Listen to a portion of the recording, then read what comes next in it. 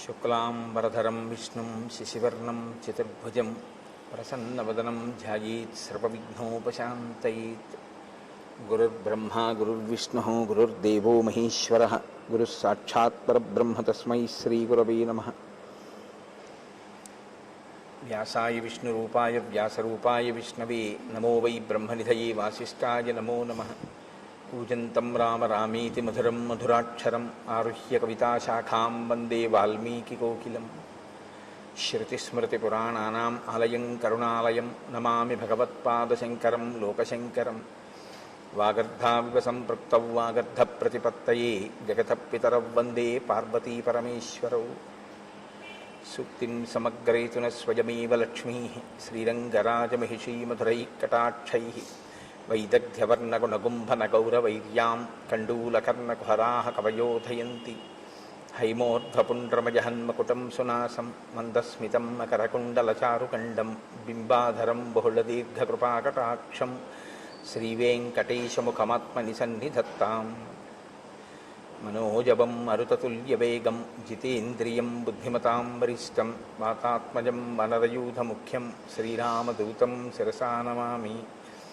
ఆపదామపహర్తారం దాతారం సర్వసంపదాం లోకాభిరామం శ్రీరామం భూయో భూయో నమామ్యహం. శ్రీరామచంద్రం శ్రితపారిజాతం సీతాముఖాంబోరుహచించరీకః సమస్తకల్యాణగుణాభిరామः నిరంతరం మంగళమాతనోతు. సింధూరారుణవిగ్రహాం త్రినయనాం మాణిక్యమౌళిస్ఫురత్తారానాయకశేఖరాం స్మితముఖీం ఆపీనవక్షౌరుహాం పాణిభ్యాం అళిపూర్ణరత్నచషకం రక్తోత్పలం బిభ్రతీం సౌమ్యాం రత్నఘటస్థరక్తచరణాం ధ్యాయేత్ పరేదంబికాం. హరి ఓం. పరమేశ్వర స్వరూపైన సభకి నమస్కారం.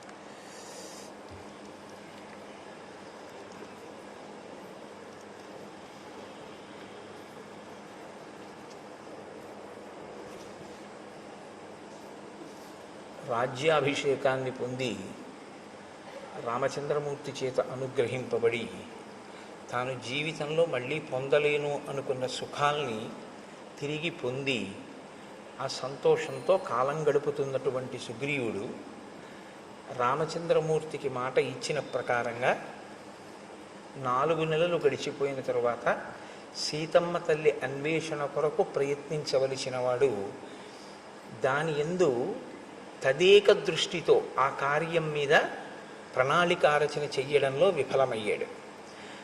ఈలోగా శరదృతువు వచ్చేసింది.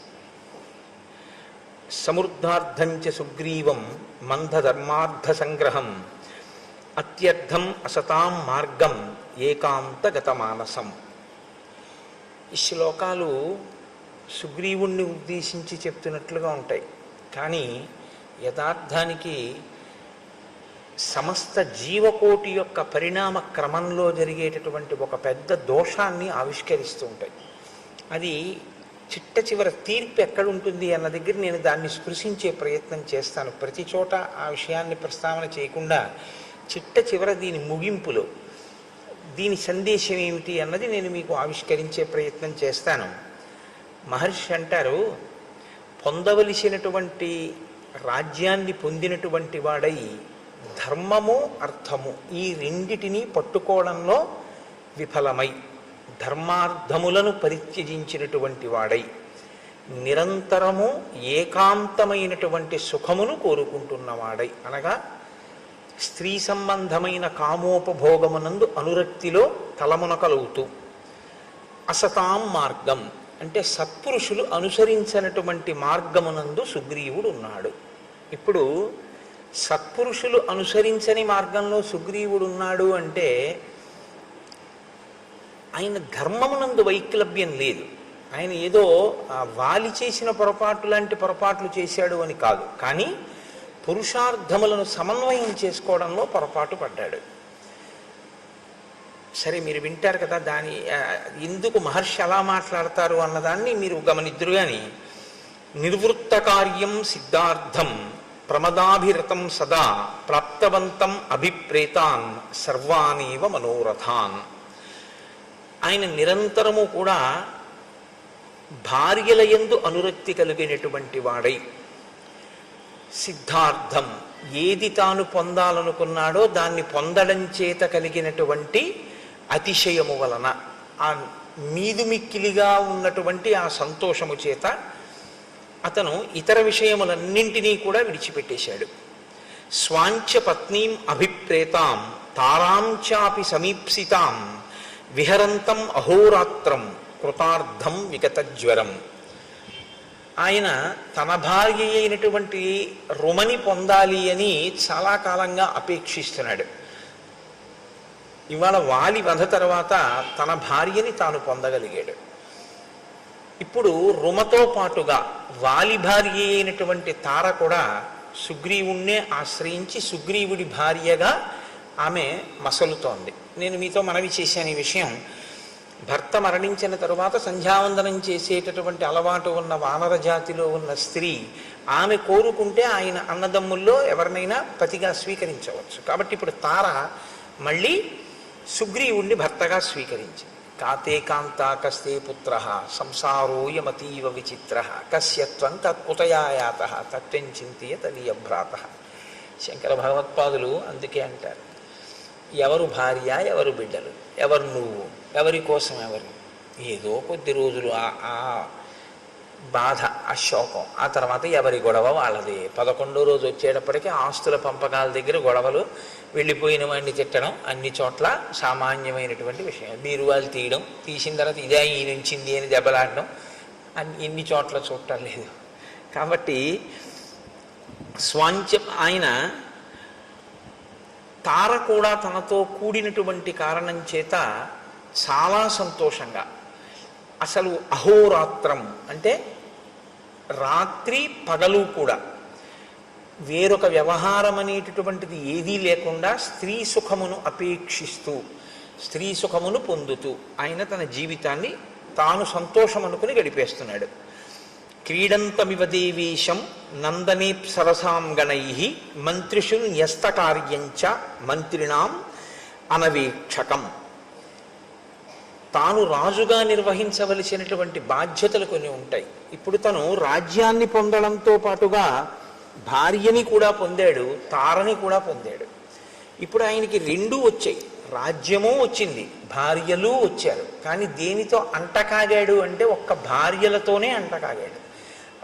అలాగని రాచరికం వదిలిపెట్టాడా అంటే రాజుగానే ఉన్నాడు. మరి రాజ్యపాలన మంత్రులకు అప్పచెప్పాడు. సరే, మంత్రులకు అప్పచెప్పడం తప్పు కాదు, రాజు మంత్రుల యందు న్యాసం చేస్తాడు, ఆ బుద్ధితో ఉంటాడు. కానీ మంత్రులు తనకేమైనా సమస్య చెప్పవలసి వస్తే మంత్రులకి దర్శనం ఇవ్వడం. ఇది ఇక్కడ ఉంది అసలు సమస్య అంతా. మహర్షి మాట్లాడేటటువంటి మాటలు చాలా గంభీరంగా ఉంటాయి. ఆయన అంత తేలికగా ఏం మాట్లాడరు. ఇంకొకళ్ళ యొక్క ప్రవర్తనని పరిశీలనం చేసి ఆ శ్లోకాన్ని చెప్పేటప్పుడు వాల్మీకి మహర్షి శ్లోకాల్ని జాగ్రత్తగా పట్టుకుంటే మనం ఎలా ఉంటున్నాము అన్నది కూడా మనం పరిశీలనం చేసుకోవాల్సి ఉంటుంది. రెండూ పొందినటువంటి వాడు రెండిటి యందు బుద్ధి పెట్టి ఉంటే, రాజ్యపాలన సక్రమంగా చేసి భార్యల యందు అనురక్తితో ఉంటే అందులో మీరు నేను పెద్ద పట్టించుకోవాల్సిన విషయం, రామాయణంలో శ్లోకం రచన చేయవలసిన అవసరం వాల్మీకి లేదు. ఆయన రాజుగా ఉండి ఆ రాజ్యమునకు సంబంధించిన వ్యవహారములు మంత్రులకు విడిచిపెట్టాడు. ఇప్పుడు మంత్రులు ఏదైనా సమస్య వస్తే రాజు నిర్ణయం చేయాలి. రాజు నిర్ణయం చేయాలంటే మంత్రులు ఎవరిని కలవాలి? రాజుని కలవాలి. కానీ మంత్రులకి రాజదర్శనం లేదు. ఎందుకు లేదు? అహోరాత్రము తార రుమ ఇతర పత్నులతో తిరుగుతుంటాడు. తిరుగుతూ ఉండడం వల్ల మంత్రులకి దర్శనం ఇవ్వడు. మంత్రులకే దర్శనం ఇవ్వని వాడు ప్రజలకేం దర్శనం ఇస్తాడు? కాబట్టి ఇప్పుడు ప్రజలు తమ కష్టం చెప్పుకోవాలి అంటే రాజు యొక్క దర్శనం లేదు. మంచివాళ్ళై మంత్రులు మంచిగా పరిపాలిస్తే పర్వాలేదు, లేకపోతే అసలు రాజుకి ప్రజలకి మధ్య ఏ విధమైనటువంటి సమన్వయం లేదు. ప్రజలు ఎలా ఉన్నారో ఏమైపోతున్నారో ఆయనకు అనవసరం. ఆయన రాజుగా సుఖములను అనుభవించడానికి మాత్రం రాజపదవిని వాడుకుంటున్నాడు తప్ప, రాజపదవిని అనుభవిస్తున్నవాడు రాజుగా తన కర్తవ్యాన్ని చెయ్యడాన్ని విస్మరించాడు. ఇది మహర్షి యొక్క తీర్పు. కాబట్టి క్రీడంతమివ దేవేశం నందనే సరసాం గణై మంత్రిషు న్యస్త కార్యంచ మంత్రిణాం అనవీక్షకం.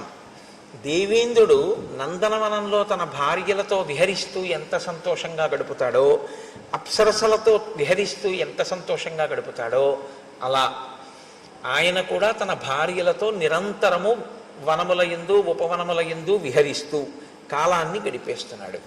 కానీ ఒక ఆయన ఉన్నారు, ఆయన మహాప్రాజ్ఞుడు, బుద్ధిమతాం వరిష్టం. ఆయన గుర్తిస్తున్నాడు, రెండిటినీ గుర్తిస్తున్నాడు. ఏ రెండిటిని గుర్తిస్తున్నాడు? రామచంద్రమూర్తి ఓర్పుని గమనిస్తున్నాడు, సుగ్రీవుడి యొక్క వైక్లభ్యాన్ని గుర్తిస్తున్నాడు. Do not stretch the string beyond the last degree of its elasticity అని ఇంగ్లీష్లో ఒక ప్రొవెర్బ్. అంటే తెలుగులో అయితే తెగేదాకా తాడు లాక్కండి అంటాం, కానీ అది ఇంకొంచెం బాగుంటుంది. స్థితిస్థాపక శక్తిని మించిపోయేంత వరకు మీరు లాగవద్దు. అంటే అది కొంచెం సాగగలిగిన శక్తి అన్నది కొంతకాలం ఉంటుంది. సాగగలిగిన శక్తిని దాటి మీరు లాగారనుకోండి, అది తెగిపోతుంది. ఓర్పు అన్నది కూడా అంతే. ఓర్పు పడుతున్నాడు కదా అని మీరు లాగారనుకోండి, ఆ ఓర్పు తెగిపోతుంది, అది భగ్నమైపోతుంది. అప్పుడు దాని స్థానంలో ఏమొస్తుంది అంటే, సహనము ఎక్కడ నశిస్తుందో అక్కడ రావడానికి ఉండేటటువంటిది ఒక్కటే ఉంటుంది, క్రోధం. విశేషమైనటువంటి కోపము ఒక్కసారి ఆవిర్భవిస్తుంది.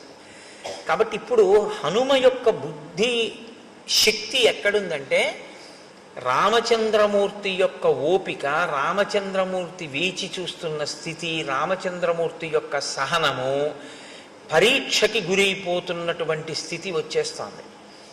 ఈయన ఏ కబురు చేయడు, ఈయన మంత్రుల మాట వినడు, ఈయన మంత్రులకి దర్శనం ఇవ్వడు, అహోరాత్రములు భార్యలతో గడుపుతున్నాడు. కాలము తనకి అనుకూలంగా ఉండాలి, ముందు తన భార్యను కూడా తీసుకొస్తే తప్ప నువ్వు నీ భార్యతో సుఖించకూడదని రాముడు అనలేదు. ఇప్పుడు వర్షాకాలం నువ్వు చాలా కష్టపడి ఉన్నావు, హాయిగా సంతోషంగా గడుపు. వర్షాకాలం అయిపోయిన తర్వాత సీతాన్వేషణమునకు ప్రయత్నం చెయ్యి అన్నాడు. వర్షాకాలం అయిపోతోందనగానే జాగరూకుడు కావాలి కదా. ఇంకా వర్షాకాలం అయిపోవచ్చింది అనేటప్పటికీ ప్రణాళిక సిద్ధంగా ఉండాలి. ఎందుచేత అంటే కార్యము ముందా ప్రణాళిక ముందా అంటే శబ్దము వెలుతురులో ఉంటాయి అవి. మీరు చూడండి, ఎప్పుడైనా ఒక పిడుగు పడుతోంది అనుకోండి, పిడుగు యొక్క ధ్వని ముందు రాదు, పిడుగుపాటు ముందు రాదు, వెలుతురు ముందు వస్తుంది. ముందు ఒక పెద్ద వెలుతురు కొడుతుంది. వెలుతురు కొట్టింది అంటే మీరు చెవులు మూసుకోవడం ఏదో చేస్తారమ్మో పిడుగు పడుతోందని. తర్వాత ధ్వని వస్తుంది, ధ్వని తర్వాత పిడుగు పడుతుంది. 3 అంచెల కింద ఉంటుంది తప్ప పిడుగుపాటు అంటే ఒక్కసారి పిడుగు పడిపోవడం ఉండదు. ముందు తెలుస్తుంది. ఒక కార్యం చెయ్యాలి అన్న దాంట్లో దక్షత అన్న మాటకు అర్థం ఏమిటంటే, పకడ్బందీగా దాన్ని ప్రణాళికారచన చెయ్యవలసి ఉంటుంది. ఇది ఇలా ఉండాలి, ఇలా ఉండాలి, ఇలా ఉండాలి అని కార్యమునకు అనుగుణంగా, కార్య సాఫల్యము కొరకు, మీ ఆనుకూల్యత కొరకు కాదు, కార్యంగా ఫలితాన్ని ఇవ్వడానికి కర్మ. మీరు ఎప్పుడు జ్ఞాపకం పెట్టుకోవాల్సి ఉంటుంది ఈ విషయాన్ని. కర్మ జడం, కర్మ తనంత తానుగా ఫలితాన్ని ఇవ్వదండి. అందుకే భగవాన్ రమణులు ఉపదేశసారం చేస్తే కర్మ తజ్జడం అంటారు. కర్మ జడమైనటువంటిది. అది ఇప్పుడు ఇది ఎంత జడమో అంటే తనంత తానుగా దీనికి ఏమీ నిర్వహణ శక్తి ఎలా ఉండదో, ఒక విద్యుత్తు దీంట్లో ప్రసరిస్తే ఇది పనిచేస్తూ ఉంటుంది. అలా కర్మ కూడా జడం. మీరు ఒక కర్మ చేశారనుకోండి, దాని వలన ఫలితం వస్తుందా అని నన్ను అడిగితే నేనేం చెప్పవలసి ఉంటుందంటే రాదు అని చెప్పడమే న్యాయమై ఉంటుంది. అదే న్యాయమైనటువంటి జవాబు. ఎందుకంటే నేను అభిషేకం చేశాను, నాకు ఫలితం వస్తుందా అని మీరు అడిగారు అనుకోండి, మీ మనసు అక్కడ పెట్టారా అని అడగవలసి ఉంటుంది. మీరు కేవలంగా ఓ నీళ్లు పోయడమో ఓ పాలు పోయడమో చేసినంత మాత్రం చేత మీకు దాని వలన ఫలితం ఏం వచ్చేది. కానీ ఏదో హీనపక్షంలో మీరు ఒక కార్యం చేశారు కాబట్టి, ఏదో అభిషేకం చేశాననేటటువంటి నటన ఎందు కూర్చున్నాడు కాబట్టి ఏదో కొంత ప్రయోజనం సిద్ధించవచ్చు. కానీ అభిషేక ప్రయోజనం ఎప్పుడు సిద్ధిస్తుందంటే, మీరు భక్తితో మీ మనస్సుని అక్కడ పెట్టినప్పుడు. మీ మనస్సుని అక్కడ పెట్టినప్పుడు ఒక్కొక్కసారి ఏమవుతుందంటే పదార్థముల అవసరం ఉండదు, కర్మ అవసరం ఉండదు. కర్మ మనసు చేసేస్తుంది. మనసుకు ఆ శక్తి ఉంది. అందుకే దానికి స్వప్న వస్తుంది. మనసుకున్న బలం, మనసుకున్న బలహీనత రెండూ ఒకటే బలహీనత, అదే బలం. మనసుకి ఏది బలహీనతో దాన్ని మీరు బలంగా మార్చగలిగితే మీరు ధన్యులు. మనసుకి ఏది బలమో దాన్ని మీరు బలహీనతగా మార్చుకుంటే మనం అధములం, అంతే తేడా. నీ మాట స్పష్టంగా లేదు అంటారు మీరు, నాకు తెలుసు. మీరు ఒక కర్మ చేస్తున్నారనుకోండి, ఆ కర్మ చేసే ముందు దాని యందు శ్రద్ధ అంటే భక్తి, అది ఎందుకు చేస్తున్నాం మనం అన్న విషయం మీద కొంత అవగాహన ఉండాలి. అది దీని కొరకు ఉద్దేశింపబడింది అన్నప్పుడు ఆ కోణంలోనే మీరు దాన్ని చెయ్యవలసి ఉంటుంది తప్ప ఏదో కర్మని కర్మగా చేశారనుకోండి. అన్నవరం సత్యనారాయణ స్వామి వారి వ్రతం 116 గంటలు కూర్చుని చేశాయనుకోండి, మీరు 116 మందిని త్రికరణ శుద్ధిగా చెప్పండి ఎందుకు చేశారు అని అడిగారు అనుకోండి. మేమందరం మా అమ్మాయి పెళ్లి కోసం చేశాం అన్నారు అనుకోండి, ఇప్పుడు చెయ్యకుండా చూస్తున్న ఆయన కూతురు పెళ్లి సెటిల్ అవ్వచ్చు. అదేమిటండి అని మీరు అడగచ్చు. ఈయన నవగ్రహ మంటపాన్ని ఆవాహన చేస్తూ సెల్ ఫోన్ మాట్లాడతాడు. ఇంకేవి పూజ అది వ్రతం కాదు, అది వ్రతభంగం. వ్రతములు చేయుచునొక్కమారైన ఎవ్వారిని విచారించినన్ వ్రతభంగంబులు మానునట్టి వరదున్ వామాక్షులు ఇక్షించియున్ గత చేలా ప్లవనంబు నీడు వ్రతభంగంబంచు పాలతటన్యస్తకరబ్జలై సరసలీలను రొక్కిరట్లందరూ అంటారు పోతన గారు కాత్యాయని వ్రతం గురించి మాట్లాడుతూ. ఎవరు మనసు తీసుకెళ్ళి అక్కడ పెట్టాడో వాడికి పదార్థము యొక్క అవసరం లేకుండా వాడు సృజించగలడు. స్వప్నం అందుకే కదండి వచ్చింది. స్వప్నంలో మీ శరీరం ఏమీ వెళ్ళదు, మీ కళ్ళేమీ చూడవు, మీరేం వెళ్ళరు. కానీ స్వప్నావస్థ మీరు జాగృతి యందు ఎలా ఉన్నారు అన్నదానికి ఒక రుజువు. మీరు నిజంగా జాగృతులు అంటే మీ ఇంద్రియములు తెలివిగా ఉండగా, మీ ఇంద్రియములన్నీ ఆ వస్తువునే పట్టుకుని ఉంటే మనసు ఏం చేస్తుందో తెలుసా అండి? మీరు నిద్రపోయినప్పుడు మీ ఇంద్రియాలు ఏం పట్టుకున్నాయో దాన్నే మీకు చూపిస్తుంది, ఇంకొక దాన్ని చూపించదు. నేను రామాయణం మీద తదేక దృష్టితో ఉండి రామాయణం చెప్తున్నాను అనుకోండి, నాకు రాత్రి కల ఏం రావాలంటే సీతారాముల యొక్క పాదార్చన నేను చేస్తున్నట్టు కల వస్తే నేను చెప్పిన రామాయణానికి నేను సిద్ధి పొందుతున్నాను అని గుర్తు. ఎందుకని? నాకు నిజంగా రామాయణం చెప్పేటప్పుడు ఆ సీతారాముల మీద అంత భక్తి విశ్వాసాలతో నా మనసు పొంగిపోయినది నిజమైతే, నేను రామాయణం చదువుకునేటప్పుడు అంత భక్తితో అంత ప్రీతితో నేను చదువుకుని నాకు ఎప్పుడూ ఆ రాముడే ఆ సీతమ్మే జ్ఞాపకానికి వస్తే నా కలలో మనసు ఏం చేస్తుందంటే, ఈ కన్ను చూడనిది, ఈ చెవి విననిది, ఈ చెయ్యి ముట్టుకోవడానికి పక్కన లేని తులసి దళాల్ని తీసుకొచ్చి సీతారాముల పాదములను రాత్రి నా కన్నుల ముందుంచుతుంది. కదలని ఈ చెయ్యి కదిలి, కదలని అంటే బాహ్యంలో కదలని చెయ్యి ఆంతరమునందు కదిలి అక్కడ లేని తులసి దళాల్ని తీసి ఆయన పాదముల మీద వేస్తుంది. అలా వేసింది అంటే ఖచ్చితంగా నువ్వు రామానుగ్రహాన్ని పొందుతున్నావు అని గుర్తు. ఎప్పుడు పొందింది అలాగా? ఓ కళ నువ్వు రా, నాకు సీతారాములు కల్లోకి రావాలి, నేను కల్లో సీతారాముల పాదాల మీద తులసి దళాలు వెయ్యాలని మీరు సంకల్పం చేసి పడుకోండి, వస్తుందేమో? రాదు. మీరు దేన్ని చూశారో ఎక్కువ మీ బుద్ధి దేని మీద ఉందో దాన్ని పట్టుకుంటుంది మనసు. పట్టుకుని దాన్ని సృష్టిస్తుంది, కల్లో సృష్టించి తీసుకొస్తుంది. ఆ తీసుకురావడం కూడా ఎలా తీసుకొస్తుందో తెలుసా అండి? మనసుకున్న చాలా గొప్ప బలం అదే. క్షేత్రాన్ని సృష్టించేస్తుంది. మీరు క్షేత్రానికి వెళ్ళక్కర్లేదు, క్షేత్రాన్ని మీలోకి తెస్తుంది. జాగృతిలో మీరు క్షేత్రంలోకి ఎడతారు. మీరు బాగా పట్టుకోవాలి అంటే, ఇప్పుడు నేను జాగృతిలో ఉన్నాను అనుకోండి, నేను లేచి ఉన్నాను అంటే నా ఇంద్రియములు లేచి ఉన్నాయి, నా కళ్ళు చూస్తున్నాయి, నా చెవులు వింటున్నాయి, నా స్పర్శ తెలుస్తోంది. దీన్ని జాగృతి అంటారు. జాగృతిలో నేను అంటే ఇంద్రియములతో శరీరముతో క్షేత్రంలోకి ఎడతాను.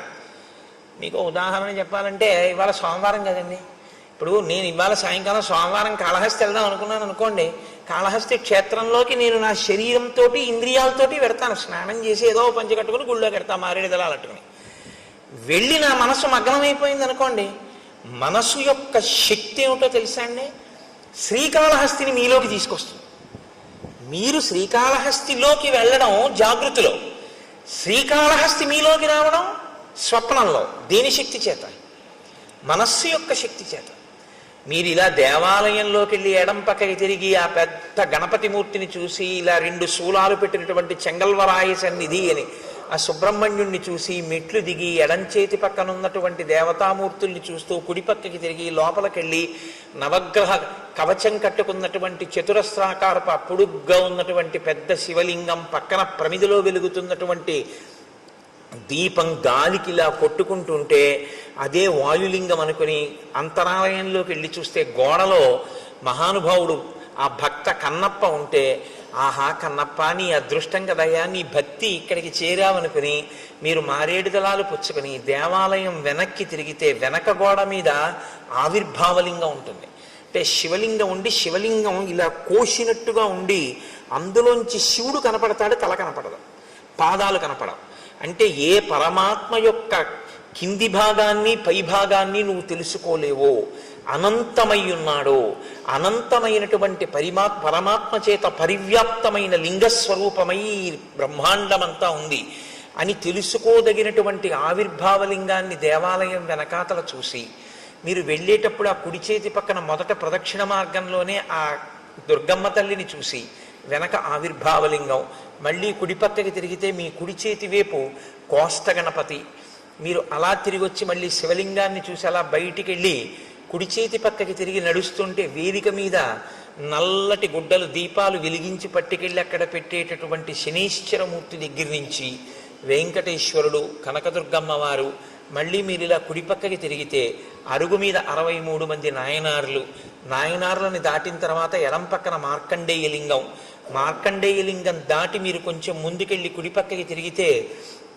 ఓ చిన్న గుడిలా ఉండి అందులో ఓ శివలింగం, మీకు అనురక్తి ఉంటే కాసిని తుమ్మిపూలు మారేడు దళాలు పట్టుకెడితే మీ చేత్తో మీరు మార్కండేయలింగం మీద శివలింగం మీద మీరు పూజ చేసుకోవచ్చు. శ్రీకాళహస్తిలో మీరు అక్కడ మెట్లు దిగి ఇలా కిందకి ఎదురుగుండా చూస్తే నిలబడి ఉన్నటువంటి జ్ఞానప్రసూనాంబ, పెద్ద కిరీటం, అమ్మవారి కిరీటంలో ఉన్నటువంటి పెద్ద మణి, ఆ తల్లి యొక్క స్వరూపం, ఆవిడ కట్టుకున్న చీర, ఇంత పెద్ద కుంకం చాలలు బొట్టు పెట్టుకున్నటువంటి వృద్ధ అర్చకుడు, ఆయన తీసుకెళ్లి అమ్మవారికి కుంకుమార్చన చేసి ఉండడం వల్ల ఆయన అరికాళ్ళు కూడా ఎర్రపడిపోయి అంచులు కూడా కుంకంతో ఎర్రబడి, ఆయన కూర్చున్నప్పుడు పృష్ఠభాగం పంచె ఉత్తరీయం కూడా కుంకం అంటుకుపోయి, ఆయన అరిచేతులన్నీ కుంకంతో ఉండి ఆయన నీరాజనం తీసుకొచ్చి మీకు ఇస్తే మీరు నీరాజనం తీసుకుని పువ్వులు తీసుకుని అమ్మవారి ఆలయానికి ఇలా ప్రదక్షిణం చేసి బయటికి వస్తూ ఉంటే అభిషేకం టిక్కెట్ ఉన్న వాళ్ళకి ఉత్తరీయాలు వేస్తున్నటువంటి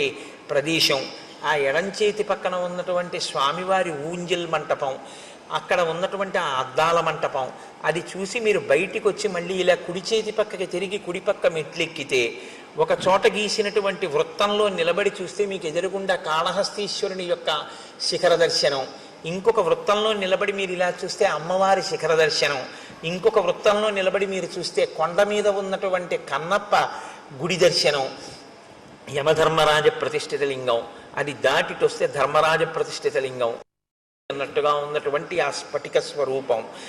మీరు మళ్ళీ కుడిపక్కకి తిరిగితే కన్నప్ప లింగం అరుగు మీద, ఇలా కుడిపక్కకి తిరిగి చూస్తే దక్షిణాభిముఖంగా దక్షిణామూర్తి, అద్భుతమైన అలంకారంతో ఉన్న స్వామి, మీరక్కడ కింద పడి నమస్కారం చేసి ఎడం పక్కకి తిరిగి రాజద్వారంలోంచి బయటికి వెడితే ఎడం పక్కన ప్రసాదాల కౌంటరు, ముందుకెడితే నిత్యాన్నదానం, మళ్ళీ కుడిపక్కకి తిరిగితే ఓ పెద్ద ఏనుగు, అక్కడ టిక్కెట్లు అమ్మేటటువంటి ప్రదేశం, సహస్రలింగార్చన, రాహుకేతువుల పూజ టిక్కెట్లు అమ్మేటటువంటి స్థలం, ఆ మంటపం, ఆ బయటికి వెళ్ళిపోతుంటే అక్కడ ఏదో రకరకాల తైలాలు అమ్మేటటువంటి షాపులు, విభూతి మారేడు దళాలు పువ్వులు తుమ్మి పూలు అమ్ముతున్నటువంటి కొట్లు, ఆ బయటికి వస్తుంటే ఎడం పక్కన సుబ్రహ్మణ్యుడు, ఎదురుగుండా కాశీ విశ్వేశ్వరుడు, ఆ బయటికి వచ్చి అరుగు మీద ఆ కొబ్బరికాయలు వరుసగా అవన్నీ చూస్తూ మీరు అక్కడికి వచ్చి మళ్ళీ మీ చెప్పులు మీరు తీసుకుని మీరు అలా ముందుకెడితే ఒక్కసారి ఇక్కడే కదా పుష్పగిరి మఠం లోపలికి వెళ్ళి కాళ్ళు కడుక్కుని టిఫిన్కి ఎడదామంటే లేదు లేండి పిల్లలు ఆకలేస్తోంది అంటున్నారు,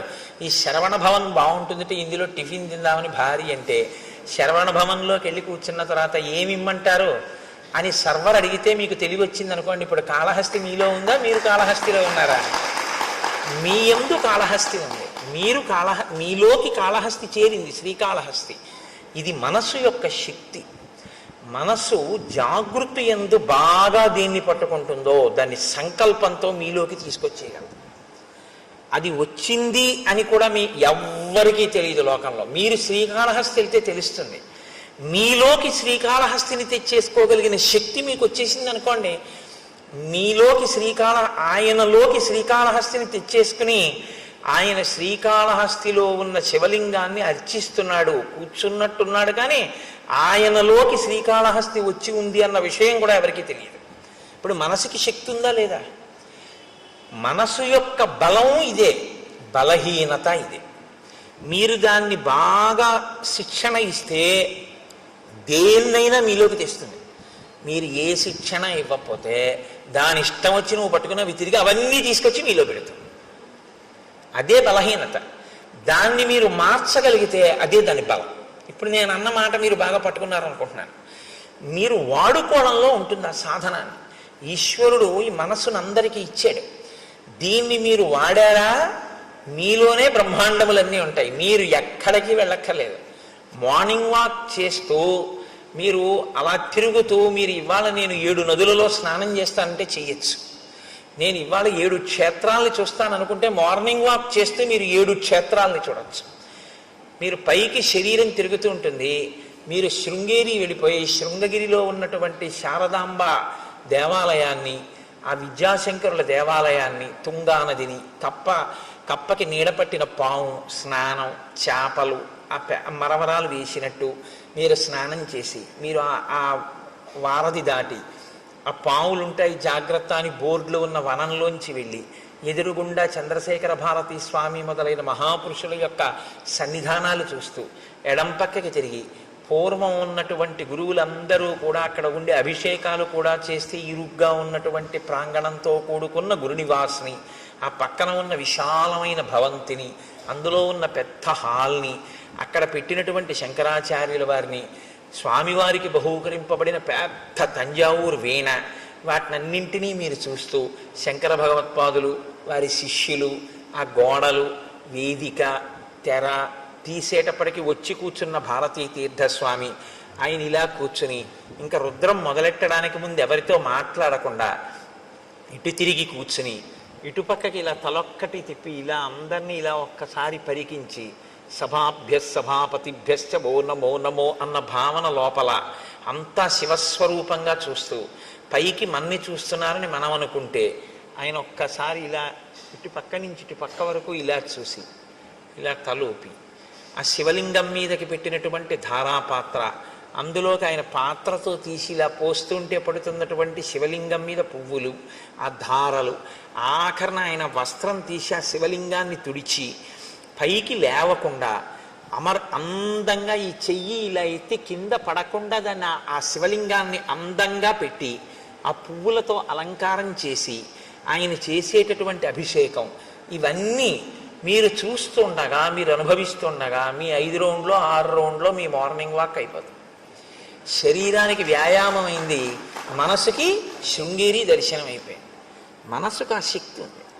శరీరం తిరుగుతూ ఉంటుంది, మనస్సు వెళ్ళిపోతుంది, ఎటు కావాలంటే ఎటు పెడుతుంది. దాన్ని మీరు అలవాటు చేస్తే శృంగేరి వెళ్తుంది, మీరు అలవాటు చేస్తే గంగానదికి వెళుతుంది, మీరు అలవాటు చేస్తే కాశీ వెళుతుంది, మీరు అలవాటు చేస్తే మీరు ఎక్కడికి వెళ్ళమంటే అక్కడికి వెళుతుంది. ఎప్పుడు మీరు జాగృతిలో మనసును అక్కడ పెడితే, మీరు శృంగేరి వెళ్ళినప్పుడు మీ మనసు అక్కడ పెడితే మీ మనసు తర్వాత శృంగేరిని చేస్తుంది. ఇప్పుడు మీరు శృంగేరి శరీరంతో వెళ్ళి మీ మనసు కాకినాడలోనే ఉందనుకోండి, శృంగేరిని మీలోకి తేవడం ఇక మనసుకి సాధ్యం కాదు. అదే దాని బలహీనత, అదే దాని బలం కూడా. ఇప్పుడు మీరు దాని బలాన్ని బలంగా మీరు వాడుకోగలిగితే అది మీకు ప్రయోజకత్వాన్ని సాధించి పెడుతుంది. అది మీకు చేత కాకపోతే ఆ మనసే బంధనానికి గురి చేస్తుంది. అందుకే మన ఏవ మనుష్యానాం కారణం బంధమోక్షయో అంటాడు పరమాత్మ గీతాచార్యుడు. కేవలం మనస్సే, ఒకడు బంధింపబడుతున్నాడు, ఒకడు మోక్షం వైపుకి వెళ్ళిపోతున్నాడు. మీరు ఒకటి గుర్తుపెట్టుకోండి, కట్టాలన్నా విప్పాలన్నా తాడు తప్పి ఇంకోటి ఉండదు కట్టడానికి విప్పడానికి. మీరు ముందు ఇట్నుంచి తిప్పి చుట్టేస్తే కట్టు, ఇట్నుంచి తిప్పి చుట్టేసినా కట్టే. ఇప్పుడు నన్ను ఇలా కట్టేయండి అన్నారు అనుకోండి, ఓ తాడు తీసుకొచ్చి ఇలా తిప్పేసినా నన్ను కట్టేసినట్టే, ఇలా తిప్పేసినా నన్ను కట్టేసినట్టే. కట్టినా తాడే, విప్పాలంటే మీరు ఎటు కట్టారో దానికి వ్యతిరేక దశలో తిప్పేయడమే తాడు. ఇట్నుంచి కట్టారనుకోండి, ఇట్నుంచి తిప్పేస్తే విప్పేశారు. వ్యతిరేక దిశలో తిప్పితే విప్పడం, మీరు కట్టాలనుకున్నది ఏ దిశలో కావాలంటే అటు తిప్పితే కట్టడం. కట్టినా విప్పినా చెయ్యి తిప్పడంలో ఉంది. మీరు ఎటు తిప్పి ఒకలా తిప్పితే కట్టు, ఒకలా తిప్పితే విప్పడం. ఆ తాడు మాత్రం అదే. కట్టుకోవడం విప్పుకోవడం మీ చేతిలో, కట్టుకున్నా విప్పుకున్నా మీ ఇష్టం. ఈశ్వరుడు మనస్సును ఇచ్చేశాడు అంతే, తాడు మీకు ఇచ్చాడు. ఇది ఆశ్రమాన్ని ధన్యం చేసుకోవడం అంటారు. ఎందుకు ఎడుతున్నావు గృహస్థాశ్రమంలోకి? ఆవిడ నువ్వు కలిసి తరించడానికి. నీ చెయ్యి ఆవిడ ఎందుకు పట్టుకుందంటే 24 గంటలు నీకు కావలసిన రుచులతోటి నీకు వండి పెట్టడానికి, నీకు సంతానం కనడానికి, శరీరం జర్జరీభూతం అయిపోయేంత వరకు కూడా కామప్రచోదనంతో బతకడానికి ఇవ్వలేదు ఆవిడ్ని కన్యాదాత. ఆవిడ్ని నీ పక్కన ధర్మపత్నిగా పెట్టుకుని నువ్వు పుణ్యకర్మలు చేసి నీ పుణ్యంలో సగభాగం ఆవిడికిచ్చి ఆవిడ్ని ఉద్ధరిస్తావన్న ఉద్దేశ్యంతో ఆవిడ్ని ఇచ్చాడు. నువ్వు స్వీకరించింది ధర్మపత్నిగా, కేవలం కామపత్నిగా నువ్వు అనుభవిస్తానంటే నీ కర్మ అంతే. ఎవరు జోక్యం ఏం చేసుకోరు అందులో. కానీ పాడైపోవడం అనేది మాత్రం జరిగిపోతూ ఉంటుంది అంతే. కాలం ఆగదు కదండి, వెళ్ళిపోతుంది కాలం. ఆ కాలంలో నువ్వు ఏం పట్టుకున్నావో, కామం ఒక్కటే పట్టుకున్నావు, ఏది వదిలిపెట్టేశావో, ధర్మముతో అర్థాన్ని, ధర్మానికి కామాన్ని ముడేయడం మర్చిపోయావు. కామము ధర్మబద్ధమే కావచ్చు, భార్యతోనే ఉన్నావు, కానీ కాలమంతా దానికే ఉపయోగించావు. ఇప్పుడు మరి మిగిలినవి ఏమైపోయాయి? పురుషార్థాలు. మరి ధర్మం ఏది, అర్థం ఏది? అప్పుడు ఇంకా మరి ఒక పురుషార్థంతోనే పట్టు కూర్చుంటే జీవితం ఏది? మితిమీరిన వ్యామోహమైంది తప్ప అది పురుషార్థ సమన్వయం ఎలా అయింది? పాడవుతున్నట్ట, సన్మార్గంలో ఉన్నట్ట. అందుకనన్నారు మహర్షి, సత్పురుషుల మార్గమును విడిచిపెట్టాడు అన్నారు.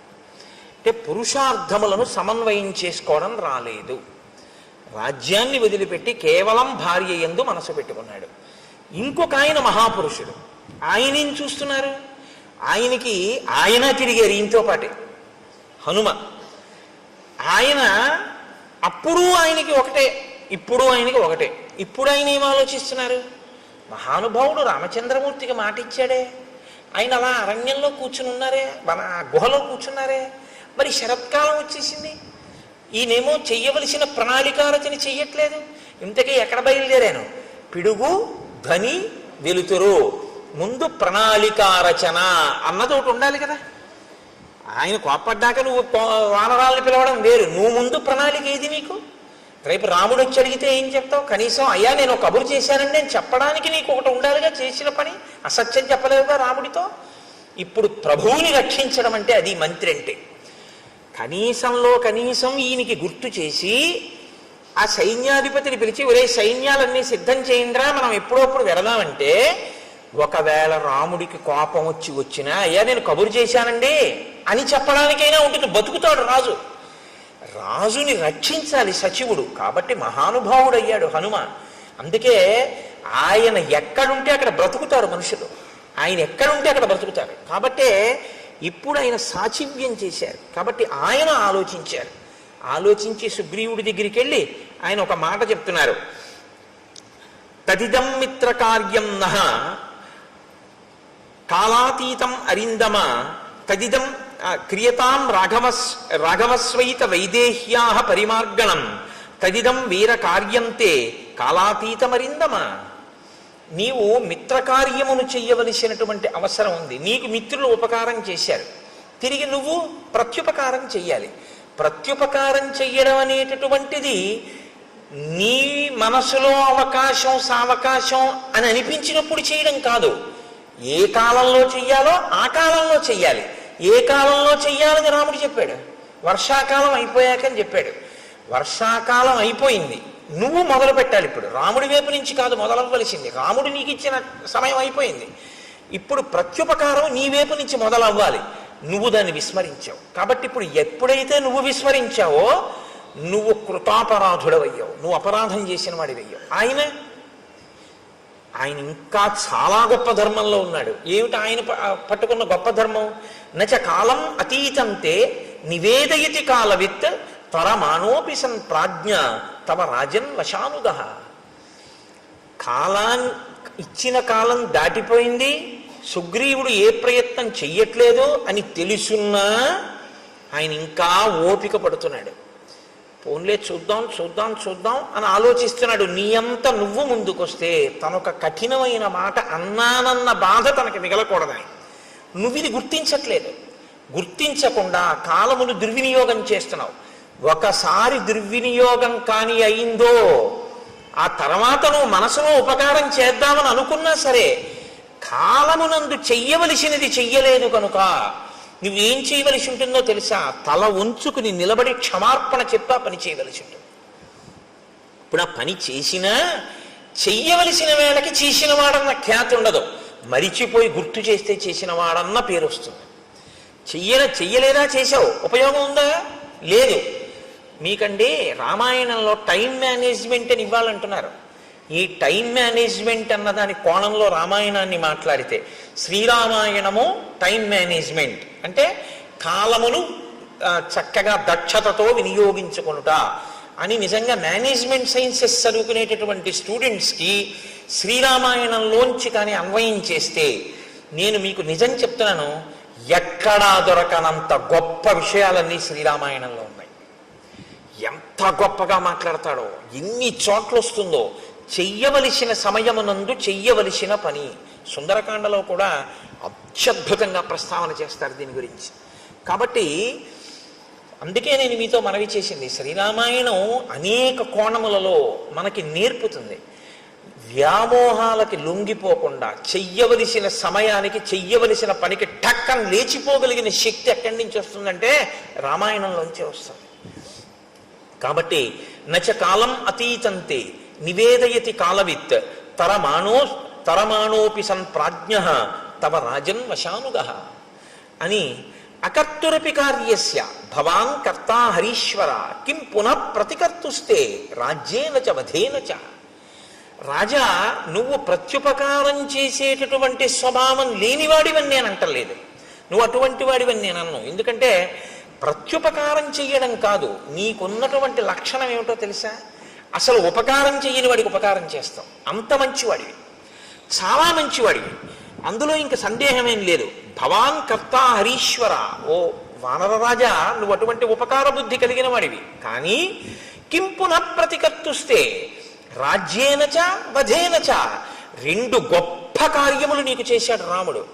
ఒకటి రాజ్యం ఇచ్చాడు, రెండు రాజ్యం ఇవ్వడం కాదు, ఎవరు బతికుండగా నీకు అసలు రాజ్యము ప్రాణము భార్య ఈ మూడు సంశయాత్మకమో అటువంటి వాణ్ణి తన ప్రాణాలు పణంగా పెట్టి చంపాడు. వాలి ఇలా చూశాడు అనుకోండి, ఆయన వేగానికి హద్దు ఉందంటే ఇంకా అంటే రాముడు నిగ్రహించలేడా అన్నది పక్కన పెట్టండి, చాలా పెద్ద ప్రమాదకరమైన పరిస్థితి వచ్చేస్తుందా, వచ్చేదా. కాబట్టి తన ప్రాణములను పణంగా పెట్టి వాలిని వధించాడు. నువ్వేం చేస్తున్నావు? చెయ్యవలసిన సమయానికి చెయ్యవలసినటువంటి పని చెయ్యాలి. ఏమండి, నేను ప్రత్యుపకారం చెయ్యని వాడిని కాను, ఎవరో నాకు ఉపకారం చెయ్యని వాళ్ళకు కూడా వాళ్ళకి చేశాను, వీళ్ళకి చేశాను, వాళ్ళకి చేశానంటే నువ్వు నోరు ముయ్యవయ్యా.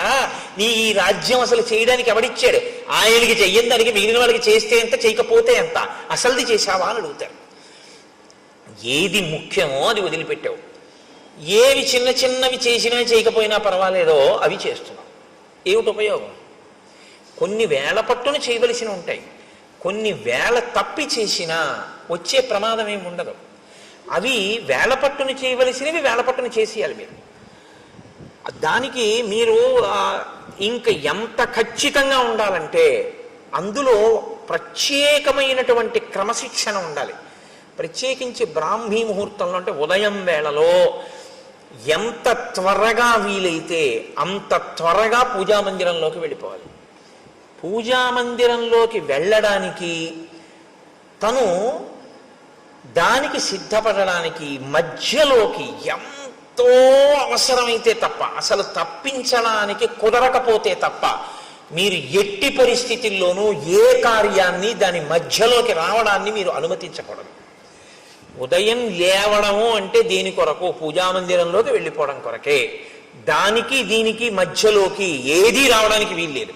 అది భక్తిరస సంబంధమైన టీవీలో కార్యక్రమమే కావచ్చు, రావడానికి వీల్లేదు. మీ కాయిక కైంకర్యం ఏమైపోయింది మీ సింహాసనం దగ్గర? మీరు మీ సింహాసనాన్ని అర్చించద్దు, మీరు వెళ్ళిపోవాలంతే పూజామందిరంలోకి. ఏవో కొన్ని ఉంటాయి శరీరమాధ్యంకులకి ధర్మ సాధనం. ఒక్కొక్కడికి వ్యాయామం చేయకపోతే ఇబ్బంది, తప్పదు, వెళ్ళాలి. వాడి కర్మ, వాడికి భక్తి ఉన్నా వెళ్ళాలి. కానీ నేను మీతో మనవి చేసేది అదే. అప్పుడు కూడా మీరు మానసికం చేసేయచ్చు. ఇతరుల దృష్టిలో మీరు వాకింగ్కి వెళ్ళినట్టు ఉండొచ్చు, కానీ మీరు దాన్ని ఈశ్వరారాధనగా మార్చుకోవచ్చు. మీరు బెంగ పెట్టుకోక్కర్లేదు, అయ్యో నేను చేయలేకపోతున్నానని అనుకోక్కర్లేదు. ఆ ఆర్తిని ఈశ్వర పూజగా మలుచుకుని శరీరంతో వ్యాయామం చేసి రాగానే మీరు వెళ్ళిపోవాలంతే పూజామందిరంలోకి. తప్ప ఇక దాని మధ్యలోకి ఇంకోటి వచ్చేసింది అంటే మీ శ్రద్ధ నశించిపోయింది అని గుర్తు. ఇదే రావణాసురుడి విషయంలో సీతమ్మ అంటుంది, సన్నామివ మహాకీర్తిం శ్రద్ధామివ విమానితాం పూజామివ పరీక్షీణాం ఆశాం ప్రతిహతామివ. ఉపాసన రహస్యాలు చెప్పింది కాబట్టి సుందరకాండే. శ్రీరామాయణంలో అది ఇంకా జీవధార. సుందరకాండ వచ్చేస్తోందిగా ఇంకెంత 2-3 రోజులు. కాబట్టి హనుమ మాట్లాడడం అంటేనండి శ్రీరామాయణంలో అలా ఉంటుంది. ఆయన మహానుభావుడు. ఆయన ఎక్కడైనా మాట్లాడితే మీరు చాలా జాగ్రత్తగా దృష్టి పెట్టి ఆ విషయాన్ని జాగ్రత్తగా చదవవలసి ఉంటుంది. చదివి ఇది నా జీవితంలో అన్వయం చేసుకునేటప్పుడు ఎక్కడ వస్తోంది పొరపాటు, దీన్ని నేను ఎక్కడ దిద్దుకోవలసి ఉంటుంది అన్నది మీరు ఆలోచించుకుని మీరు వెంటనే మీ జీవితంలోకి సమన్వయం చేసుకోవడంలో కృతకృత్యులు కావాలి. అప్పుడు రామాయణం మీకు ఉపయుక్తం అవుతుంది. కాబట్టి రాజా నువ్వు తొందరపడవలసి ఉంటుంది. ఉండి వెంటనే రాముడికి ప్రత్యుపకారం చెయ్యి. ఇప్పుడు హనుమ చెప్పిన మాట అంటే వింటాడు. వినడం సుగ్రీవుడి లక్షణం, వినకపోవడం రావణాసురుడి లక్షణం.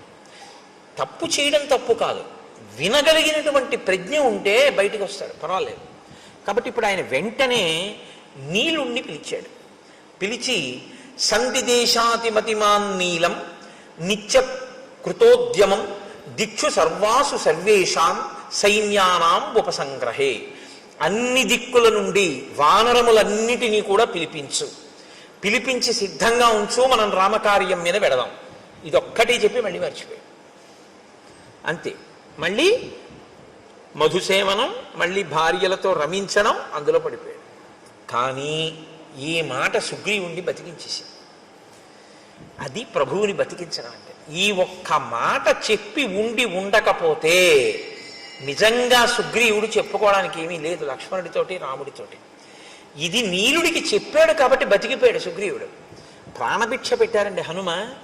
సచివుడు మంత్రి అంటే అర్థం ఏమిటంటే నిర్మోహమాటంగా తన మీద పరిపాలన చేసేటటువంటి ప్రభువు యొక్క హితాన్ని ప్రజాహితాన్ని కోరి అందులో ఏ మొహమాటం లేకుండా సలహా చెప్పగలిగినటువంటి ప్రజ్ఞ ప్రకాశించిన వాణ్ణి మంత్రి అని పిలుస్తారు.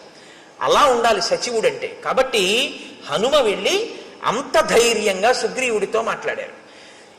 నీలుణ్ణి పిలిచి ఆదేశం ఇచ్చాడు. ఇచ్చిన తరువాత ఆ నీలుడు బయలుదేరాడు అని మనం అనుకోవలసి ఉంటుంది. ఇప్పుడు హనుమ ఏది ఊహించారో అది నిజమవుతాం. మహాత్ముల ఊహలు ఎందుకు పోతాయండి? ఉత్తినే పోవు. శరత్కాలం వచ్చేసింది. శరత్కాల చిహ్నములను వర్ణించాడు రామచంద్రమూర్తి లక్ష్మణుడితోటి. వర్ణించి ఆ లక్ష్మణునితో ఒక మాట చెప్పాడు. అన్యోన్యబద్ధ వైరాణం జిగీషూణాం నృపాత్మజ ఉద్యోగ సమయ సౌమ్య పార్థివానాం ఉపస్థిత. ఇయం సా ప్రథమా యాత్ర పార్థివానాం నృపాత్మజ నచ పశ్యామి సుగ్రీవం ఉద్యోగంచ తథావిధం. ఇప్పుడు శరదృతు వచ్చింది కాబట్టి ఆకాశం అంతా పిండారబోసినట్టుగా వెన్నెల ప్రకాశిస్తూ ఉంటుంది. కాబట్టి విశేషమైన చలిగాలులు కానీ వర్షాలు కానీ ఉండవు, వేడి ఉండదు. కాబట్టి రాజులందరూ కూడా జైత్రయాత్రలు చేస్తూ వాళ్ళు మనసులో విజయం పొందాలన్న ఆకాంక్షని నెరవేర్చుకునేటటువంటి సమయము ఆసన్నమైపోయింది. ఆ దిశగా ఉద్యోగం చేస్తున్నారు. ఉద్యోగం అంటే ప్రయత్నం. ఆ దిశగా రాజులందరూ ప్రయత్నం చేస్తున్నారు. నేను కూడా సీతమ్మ యొక్క ఎడబాటు వలన కలిగినటువంటి శోకము నుండి బయటికి రావడం కొరకు రావణాసురుని మీద యుద్ధానికి వెళ్ళవలసి ఉంది. కానీ ఎవరు నాకు ఇందులో తోడ్పడాలో ఆ తోడ్పడవలసినటువంటి ప్రధానమైన వ్యక్తి అయిన సుగ్రీవుడు మాత్రం అసలు దీని గురించి పట్టించుకున్నట్లు లేదు, విస్మరించాడు. అసలు ఇటువంటి ప్రయత్నం ఒకటి చెయ్యాలి అన్న ఆలోచన ముందు ఎవరికి రావాలో, ఇప్పుడు ఎవరికి వస్తే తప్ప కదలదో ఆయనకి రాలేదు. అంటే రాముడు ఒక్కడు చేయలేడా అండి? నరుడి కథగా మీరు వినండి. నేను మీతో తరచూ మనవి చేస్తున్నాను. ఇప్పుడు ఈ ఆక్రోశంలోంచి ఏ మాట వస్తుందో అదే వస్తుంది. మన్ని ఒక ఆయన పట్టించుకోలేదనుకోండి, అస్సలు ఏ ప్రాధాన్యత ఇవ్వకుండా, ఏమీ పట్టించుకోకుండా, నేను చేస్తానులేండి తప్పకుండానని అసలు ఆయన చేయడానికి దాని గురించి ఆలోచనే లేదనుకోండి, అప్పుడు మీరేమంటారు? అవును, నా గురించి ఎందుకు పట్టించుకుంటాడు, ఇప్పుడు నా అవసరం ఏం లేదుగా, ఇప్పుడు నా పని ఆయనకి ఏం లేదు, నన్ను చేతకానివాడు అనుకుంటున్నాడు, నేనేం చేయలేను అనుకుంటున్నాడు, అందుకని ఇప్పుడు నా గురించి అసలు ఆలోచన ఎందుకు చేస్తాడు? నేను వెళ్ళి ఆయన్ని అడిగితే చేసి పెడతానన్నాడు, కానీ కనీసం ఏమన్నా నేను ఇలా చేస్తాను చేయట్లేదు, మీ మాట నాకు జ్ఞాపకం ఉందని కూడా అంటలేదు. చూసావా, అంటాడా? అండా. నరుడన్న వాడి మనస్వభావం అలాగే ఉంటుంది. దీని తర్వాతి మాట అదే రావాలి. అలా రాకుండా ఏదో త్రికాల వేదిలా, వశిష్ఠుల్లా, విశ్వామిత్రుల్లా, నాకు తెలుసు నీలుణ్ణి పంపించాడు, ఆ తర్వాత వ్యామోహంలోంచి బయటకు వస్తాడు, ఇలా మాట్లాడాడు అనుకోండి, నరుడు అవడు. నేను అందుకే మీకు తరచు మనవి చేస్తుంటాను, శ్రీరామ కథ నరకథ. ఒక నరుడు ఎలా ప్రవర్తిస్తాడో అలాగే మాట్లాడతాడు అని చెప్తుంటాను. కాబట్టి ఆయన అన్నాడు, అనాదోహృత రాజ్యోయం రావణేన చ దర్శిత దీనో దూరగృహ కామి మాం చైవ శరణంగతః. లక్ష్మణ, సుగ్రీవుడు ఏమనుకుంటున్నాడో తెలుసా? అనాథో, నేను అనాథుణ్ణి, నాకెవరు లేరు, నన్ను పట్టించుకునే వాళ్ళు లేరు. హృతరాజ్యోయం, నా రాజ్యం పోయింది. రావణేనచ దర్శిత, నేను రావణుడి చేత అవమానింపబడిన వాణ్ణి. దీనో, దీనుణ్ణి, నా భార్యని నేను రక్షించుకోలేని స్థితిలో ఉన్నవాణ్ణి. దూరగృహ, ఇంటి నుంచి చాలా దూరంగా ఉన్నాను, కష్టం చెప్పుకోవడానికి కూడా ఎవరూ లేరు. కామి, భార్య గురించి పరితపిస్తున్నటువంటి వాణ్ణి. మాం చైవ శరణంగత, నేను ఆ సుగ్రీవుణ్ణి శరణాగతి చేసి ఉన్నవాణ్ణి. కాబట్టి ఇప్పుడు ఆయన అనుగ్రహాన్ని బట్టిన జీవితం తప్ప నా గురించి ఆయన పట్టించుకోవాలని ఎక్కడుంది లక్ష్మణ? ఈ మాట లక్ష్మణుడికి కోపం తెప్పిస్తుందా తెప్పించదా? అన్నయ్య ఏడిస్తే చూడలేని స్వభావం అనుకోండి. ఒక ఆయనకి రక్తం చూస్తే కళ్ళు తిరిగి పడిపోతాడు. ఆయన్ని తీసుకెళ్ళి మీరు నా గోరు చుట్టూ ఆపరేషన్ చేసేటప్పుడు నువ్వు నా చెయ్యెట్టుకో అంటే మీరు బాగానే ఉంటారు. ఆయన్ని తర్వాత మీరు సోడా క్యారేజ్ ఆయన తేవాలి కదా.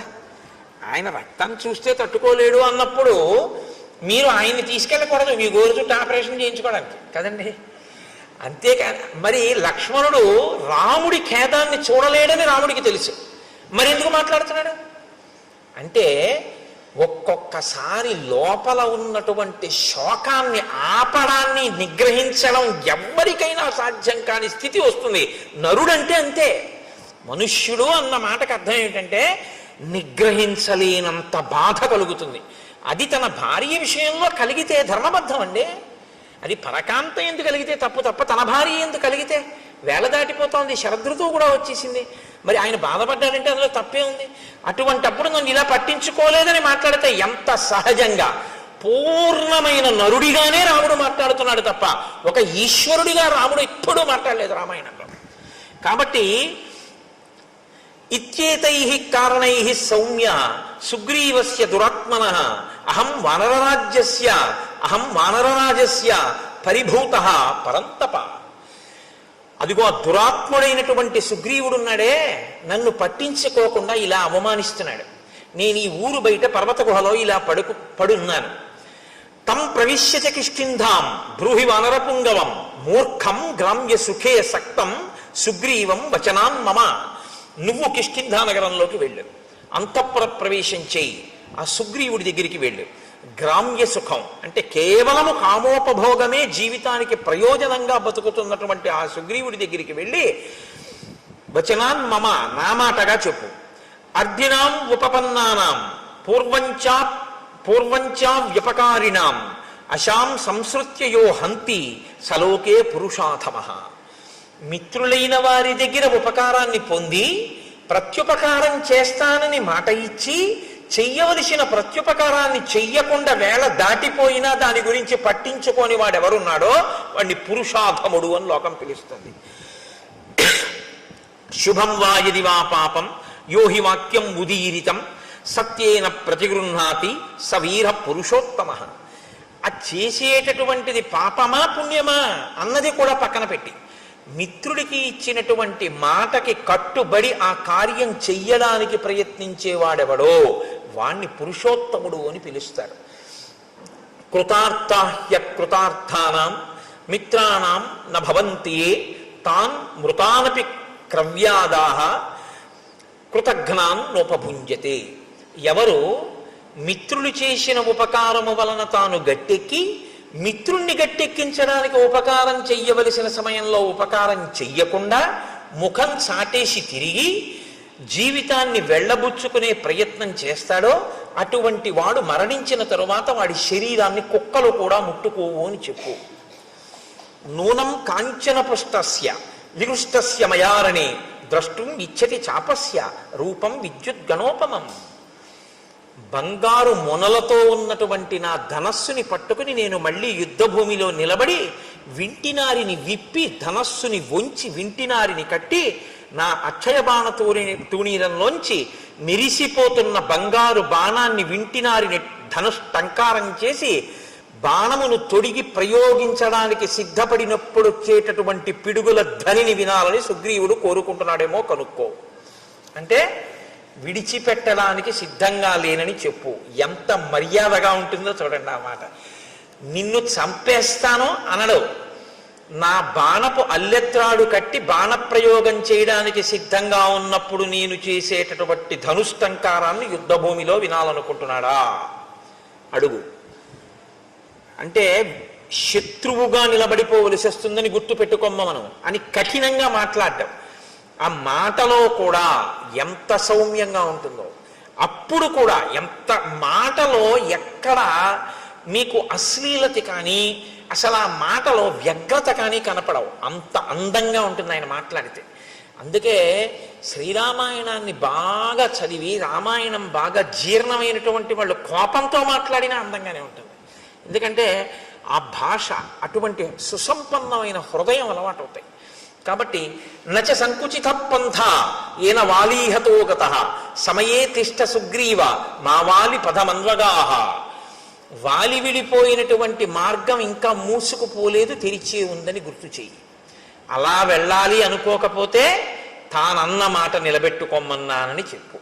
వాలి వెళ్ళిన మార్గం మూసుకుపోలేదంటే అటు పంపిస్తానని చెప్పంటే వాలికి వెళ్ళాడు, మృత్యువుని పొందాడు, అదే పొందుతాడని చెప్పు. ఆ మాట నోటితో అనడం. ఎందుకంటే మిత్రుడి విషయంలో అసలు ఆ మాట నోటి వెంట రాకూడదు. కాబట్టి ఎంత అందంగా మాట్లాడుతున్నాడో చూడండి. తన ధర్మం నుంచి తాను ఒక్క అడుగు తొట్టుపడకుండా నిలబడుతుంటాడు ఎప్పుడు. ఆ కోపంలో కూడా. అందుకే ఆయన మహానుభావుడు కోపం తెచ్చిపెట్టుకుంటాడు తప్ప కోపానికి వశుడు కాడాయన. ఆయన ఒక్క అరణ్యకాండలోనే అలా వశుడైంది. లక్ష్మణుడు చెప్పగానే మళ్ళీ మాట విన్నాడంతే. కాబట్టి అంత అందంగా ఉంటుంది ఆ మాట. కోపానికి వశుడైపోయినటువంటి వాడి వెర్రికేకలు, వాడి మాటలు, వాడి నోట్లోంచి వచ్చే ధూర్త ప్రలాపన ఇంకోలా ఉంటాయి. కోపాన్ని అదుపులో పెట్టుకుని తను ఎక్కడ మనస్సులో బాధపడుతున్నాడో దాన్ని అవతలవాడికి సందేశాత్మకంగా అందించాలనేటటువంటి ప్రజ్ఞ ఉన్నవాడి యొక్క వాగ్ధోరణి అనన్య సామాన్యంగా ఉంటుంది. భావము యొక్క వ్యగ్రత ఉంటుంది తప్ప భాష యందు వ్యగ్రత ఉండదు. భావము మాత్రం సుస్పష్టంగా ఉంటుంది, అందులో సందేహమే ఉండదు. కానీ భాష మాత్రం అమంగళకరమైనది కానీ అశ్లీలమైనది కానీ వినడానికి ఖేదంగా ఉండేటటువంటిది కానీ అటువంటి భాష వాడరు. ఎందుకో తెలుసా అండి? అక్షరములన్నీ కూడా పరాశక్తి యొక్క స్వరూపం. అమ్మవారి స్వరూపం ఇది వేరు. ఈ స్వరూపాన్ని స్థూల రూపం అంటారు. ఇది కాకుండా అమ్మవారికి ఒక రూపం ఉంటుంది. ఆ రూపం అక్షరాలన్నీ సంస్కృతంలో మాతృకలు అని పిలుస్తాం. ఆ అక్షరాలన్నీ ఏ ఉంటాయో ఆ అక్షరాలన్నీ అమ్మవారి యొక్క స్వరూపాలు. శబ్దము మనం అక్షరాన్ని ఉపయోగించడానికి నాలుకని తిప్పినప్పుడు ఉపయోగించేటటువంటి మాట ఉందే, అది ఆ శక్తి అమ్మవారి అనుగ్రహంతో పలుకుతాం అక్షరాలు. అందుకే అక్షరములే పదములు అవుతాయి, పదములు వాక్యములు అవుతాయి, వాక్యములలో అర్థం ఉంటుంది. మీరు అక్షరాల్ని ఎన్ని మాటలు దుర్వినియోగం చేశారో అన్ని మాటలు పరాశక్తి లెక్కలోకి తీసుకుంటాడు. వీడు నా స్వరూపాన్ని ఖేదపరిచాడు, అక్షర స్వరూపాన్ని దుర్వినియోగం చేశాడు అని. అందుకే మాట చాలా పొందికగా ఉండాలి తప్ప మాటలో అసలు ఏ మాటలు నోటి వెంట రాకూడదో ఆ మాటలు నోటి వెంట తరచు ప్రయోగించడం కానీ, ఏ మాటలు నోటి వెంట అస్తమానం మాట్లాడకూడదో ఆ మాటల్ని వాడడం కానీ చేయకూడదు. మాటకున్నటువంటి బలహీనత ఏమిటో తెలుసా అండి? మనసు పట్టుకుంటుంది. దానికి అదొక పెద్ద ఇబ్బంది. నేను మీతో చెప్పాక బలహీనత బలం అవే. మీరు చాలాసేపు మీకు రాకపోయినా మీరు అలా వినండి. ఆ గురు ప్రార్థన అదే పనిగా ఓ గంట సేపు విన్నారనుకోండి, అంతవరకు ఎందుకండి పోనీ గురు ప్రార్థన కాసేపు వదిలేయండి. పోనీ ఏదో సంస్కృతంలో సంక్లిష్ట పదజాలంతో ఉందండి అంటారా, పక్కన పెట్టేయండి. మీరు ఏదో రామదాస్ గారి కీర్తన పెట్టుకుని ఒక గంటన్నరో అలా కీర్తనలు విన్నారనుకోండి, అన్ని కీర్తనల మీద మీ మనస్సు నిలబడదు. వచ్చిన బాధ మీకు ఏదో ఒక కీర్తన మీదకి వెళ్ళి మనసు రంజిల్లుతుంది, పొంగుతుంది. అది మీరు ఏం చేస్తారంటే రీప్లే నొక్కి మళ్ళీ వింటారు. అంతా అయిపోయిన తర్వాత ఒరే అదొక్కసారి మళ్ళీ పెట్టు అని మళ్ళీ వింటారు. అయిపోయిన తర్వాత మీరు తువ్వాలు ఆరేసుకోవడానికి వెళ్ళి తక్కువేమి మనకు రాముండొక్కడుండు వరకు అంటారా అనరా? మీకు సంగీతం వచ్చని అన్నారా? పట్టేసుకుంది నాలుక. మీరు చూడండి, నోట్లో ఆడుతోందిరా ఇవాళ ఇది పోవట్లేదు అంటాడు. మీరు వినకూడనిది విన్నా అంతే పట్టుకుంటుంది. మీరు అదే పనిగా ఏవి వినకూడదో అవి వింటున్నారు అనుకోండి, అవే వస్తాయి. ఇవాళ దేశంలో ఉన్నటువంటి పెద్ద దౌర్భాగ్య స్థితి ఏమిటో తెలుసా అండి? నేను పదే పదే విమర్శించానని మీరు అనుకోవద్దు. ఇలా నొక్కితే మారేటటువంటి వాటిలో మీ కళ్ళ ముందు మీ చెవులకి ప్రధానమైనటువంటి ఇంద్రియాలన్నింటికీ కూడా మీరు అదే పనిగా పిల్లలకి విషాన్నే అందిస్తున్నారనుకోండి, వాళ్ళ మనసు ఎక్కడికి వెళ్ళిపోయి కూర్చుంటుంది? అక్కడే కూర్చుంటుంది.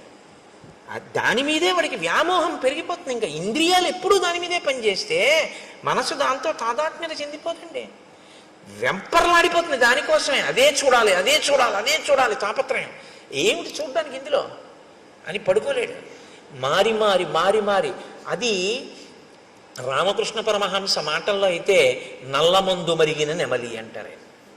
ఆయన మనస్సు గురించి మాట్లాడుతూ ఒకసారి ఎంత చెప్పినా శిష్యుడికి అర్థం కాలేదు. అర్థం కాకపోతే ఆయన అన్నారు, నీకు చూపిస్తాను చూడు మనస్సు అంటే ఎలా ఉంటుందో అన్నారు. ఇవాళ మధ్యాహ్నం 3 అయింది కదా, ఇప్పుడు నీతో నేను మాట్లాడుతున్నప్పుడు లోపల నల్లమందు ఉంది, ఓ నల్లపూసంత నల్లమందు పట్టరా అన్నారు. నెమలి ఎప్పుడు తినలేదు, నెమలి ఏదో తింటూ ఉంటుంది. అలా తింటున్న నెమలిని పిలిచి ఆయన నల్లమందు అక్కడ పెట్టి తినిపించారు. ఆ చిన్న నల్లమందు గుళిక తిండేది. అది మర్నాడు 3 గంటలకు వచ్చేసింది.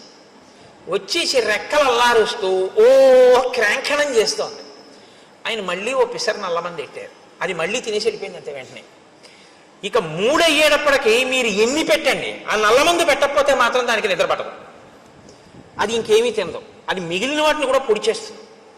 అంటే అంత గొప్ప నెమలి ఒక్కసారి నల్లమందు పుచ్చుకోవడానికి అలవాటు పడింది అంతే. ఇప్పుడు అది నల్లమందుకి బానిసైంది. మీ మనసు నల్లమందు విషయమే కాదు, మీ ఇంద్రియములనేటటువంటి ద్వారములను తెరిచి దేన్ని లోపలికి పుచ్చుకోవడానికి అలవాటు చేశారో దాన్ని పుచ్చుకొమ్మనే జరుగుతుంది. మీరు అదే పనిగా ఒక దానికి అలవాటు పడిపోయారనుకోండి, ఇంక అదే పని. ఇంకేమున్నదండి ఇప్పుడు ఇవాళ లోకంలో? నేను తరచు విమర్శించానని మీరు దయచేసి ఏమనుకోవద్దు. వేళ లేదు, పాలలేదు. అసుర సంధ్య వేళ దీపాలు పెట్టారు అంటే సనాతన ధర్మంలో ఈ దేశంలో ఒక గౌరవం ఉంది. దీపం పెడితే ప్రతి ఇంటిలోనూ కూడా గృహలక్ష్మి అయిన ఆడది మంగళసూత్రాన్ని కళ్ళకద్దుకుంటుంది. అవునా కదా?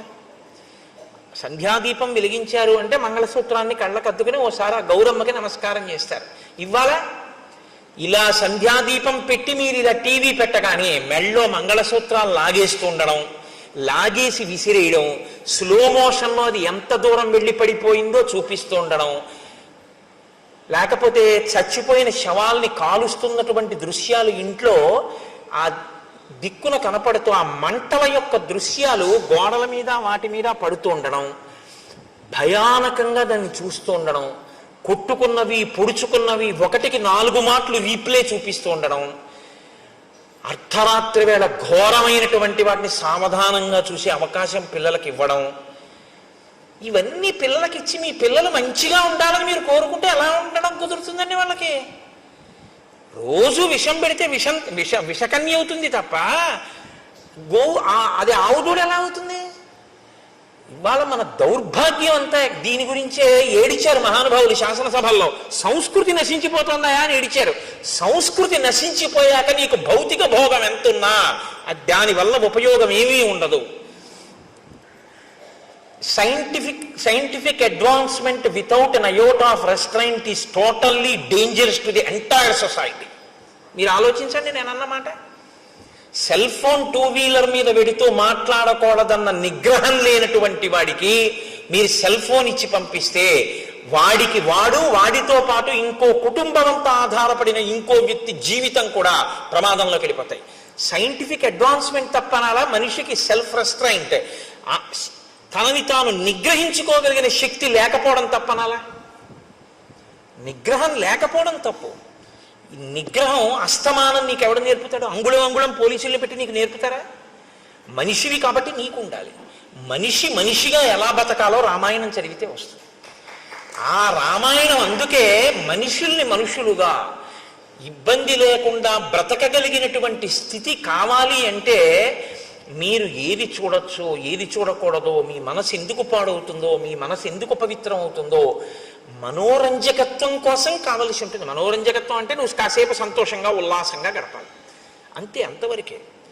ఒక్కొక్క దాని ప్రయోజనం దేని కొరకు అంటే దాని ప్రయోజనం అంతవరకే. నువ్వు ఉల్లాసంగా కాసేపు ఏదో బడలిపోయావు, కాసేపు ఏదో కాస్త ఉల్లాసంగా ఉండాలి. కాబట్టి ప్రమాదకరము కానటువంటి ఉల్లాసభరితమైనది చూడడానికి నువ్వు కొన్నింటిని వాడుకోవాలి. వినోదం హద్దుల్లో ఉండాలి. వినోదం హద్దులు దాటిపోయి వెళ్ళిపోయి మేము సమాజాన్ని బాగు చేయడానికి ఇవన్నీ తీయలేదన్న మాట నువ్వు అనకూడదు, తప్పది. దాని ప్రభావం సమాజం మీద ఉండి తీరుతుంది. నువ్వు ఆ మాట అంటే ఎలా అవుతుంది? కుదరదది. కాబట్టి ఇవాళ ఈ హద్దులు ఎందుకు దాటిపోయామంటే మనం రామాయణాన్ని మరిచిపోకుండా ఉండగలిగితే మనం ఖచ్చితంగా హాయిగా ఆనందంగా ఏ వస్తువుని ఎక్కడ వరకు వాడుకోవాలో అక్కడ వరకు వాడుకోగలిగిన ప్రజ్ఞ భాషించి ఉండేది. ఇది రామాయణం చెయ్యగలిగినటువంటి గొప్ప ప్రయోజనం. ఇది మీరు పిల్లలు చూడండి, ఏదైనా కథ చెప్పమ్మమ్మ, ఏదైనా కథ చెప్పు తాతయ్య అంటారు. ఏం కథ చెప్తాను? రాత్రి 7ంటికి సీరియల్ వస్తుంది చూడు అంటే వాడు అదే చూసి మీరు అదే చూస్తే, మీరు అంటే మీరు కాదు, మీరేం చూడరు, నా గురించి నేను చెప్పుకునేది. కాబట్టి అసలు ముందు మనకొకటి వస్తే రా నీకొక చెప్తాను కూర్చో. ఏమైందో తెలుసా? ఒకసారి సుగ్రీవుడు ఏం చేశాడో తెలుసా?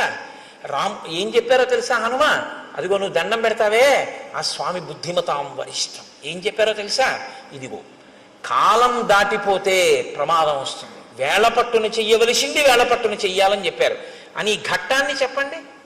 ఆ పసిపిల్లల మనసు మీద కాలము యొక్క విలువ, చేయవలసిన వేళకి చెయ్యడం అనేటటువంటిది ఎంత ముఖ్యమో నాటుకుంటుంది. పిల్లల హృదయాలు ఎటువంటివో తెలుసా అండి? బాగా దుక్కి దున్ని నీరు పెట్టి ఇంకా మీరు విత్తనం వేయడానికి సిద్ధంగా ఉన్నటువంటి సుక్షేత్రములవి. అక్కడ మీరు తులసి గింజలు వేశారనుకోండి, అది తులసివనం. మీరు అక్కడ ఆకుమడి వేస్తే అది వరి చేను, మీరు అక్కడ చెరుకు వేస్తే చెరుకు తోట, మీరు మారేడు చెట్లు వేస్తే మారేడు వనం, మీరు గంజాయి మొక్కలు వేస్తే గంజాయి వనం. వేసేవాడి మీద ఉంటుంది తప్ప క్షేత్రంలో తప్పు లేదు. మీరు ఏ విత్తనం వేస్తే ఆ చెట్టే అక్కడ లేస్తుంది. తప్పంటూ ఎక్కడైనా ఉంటే మనం పిల్లల మనసుల్లో వెయ్యకూడనివి వేసిన పెద్దలది తప్పు తప్ప అది పుచ్చుకోవడానికి సిద్ధంగా ఉన్న క్షేత్రంది ఎప్పుడూ తప్పు కాదు. అందుకే పిల్లల మనసుల్లో వెయ్యవలసిన విత్తనం వెయ్యడం తన బాధ్యతగా గుర్తించకపోవడం కూడా దోషమే. తన కర్తవ్యం తను చెయ్యాలి, పిల్లలకి చెప్పవలసింది తాను చెప్పాలి. వాళ్ళు విన్నారా వినలేదా నీకు అనవసరం, నీ కర్తవ్యం నువ్వు చేసావా లేదా, ఒక్కడు బాగుపడ్డాడు చాలు.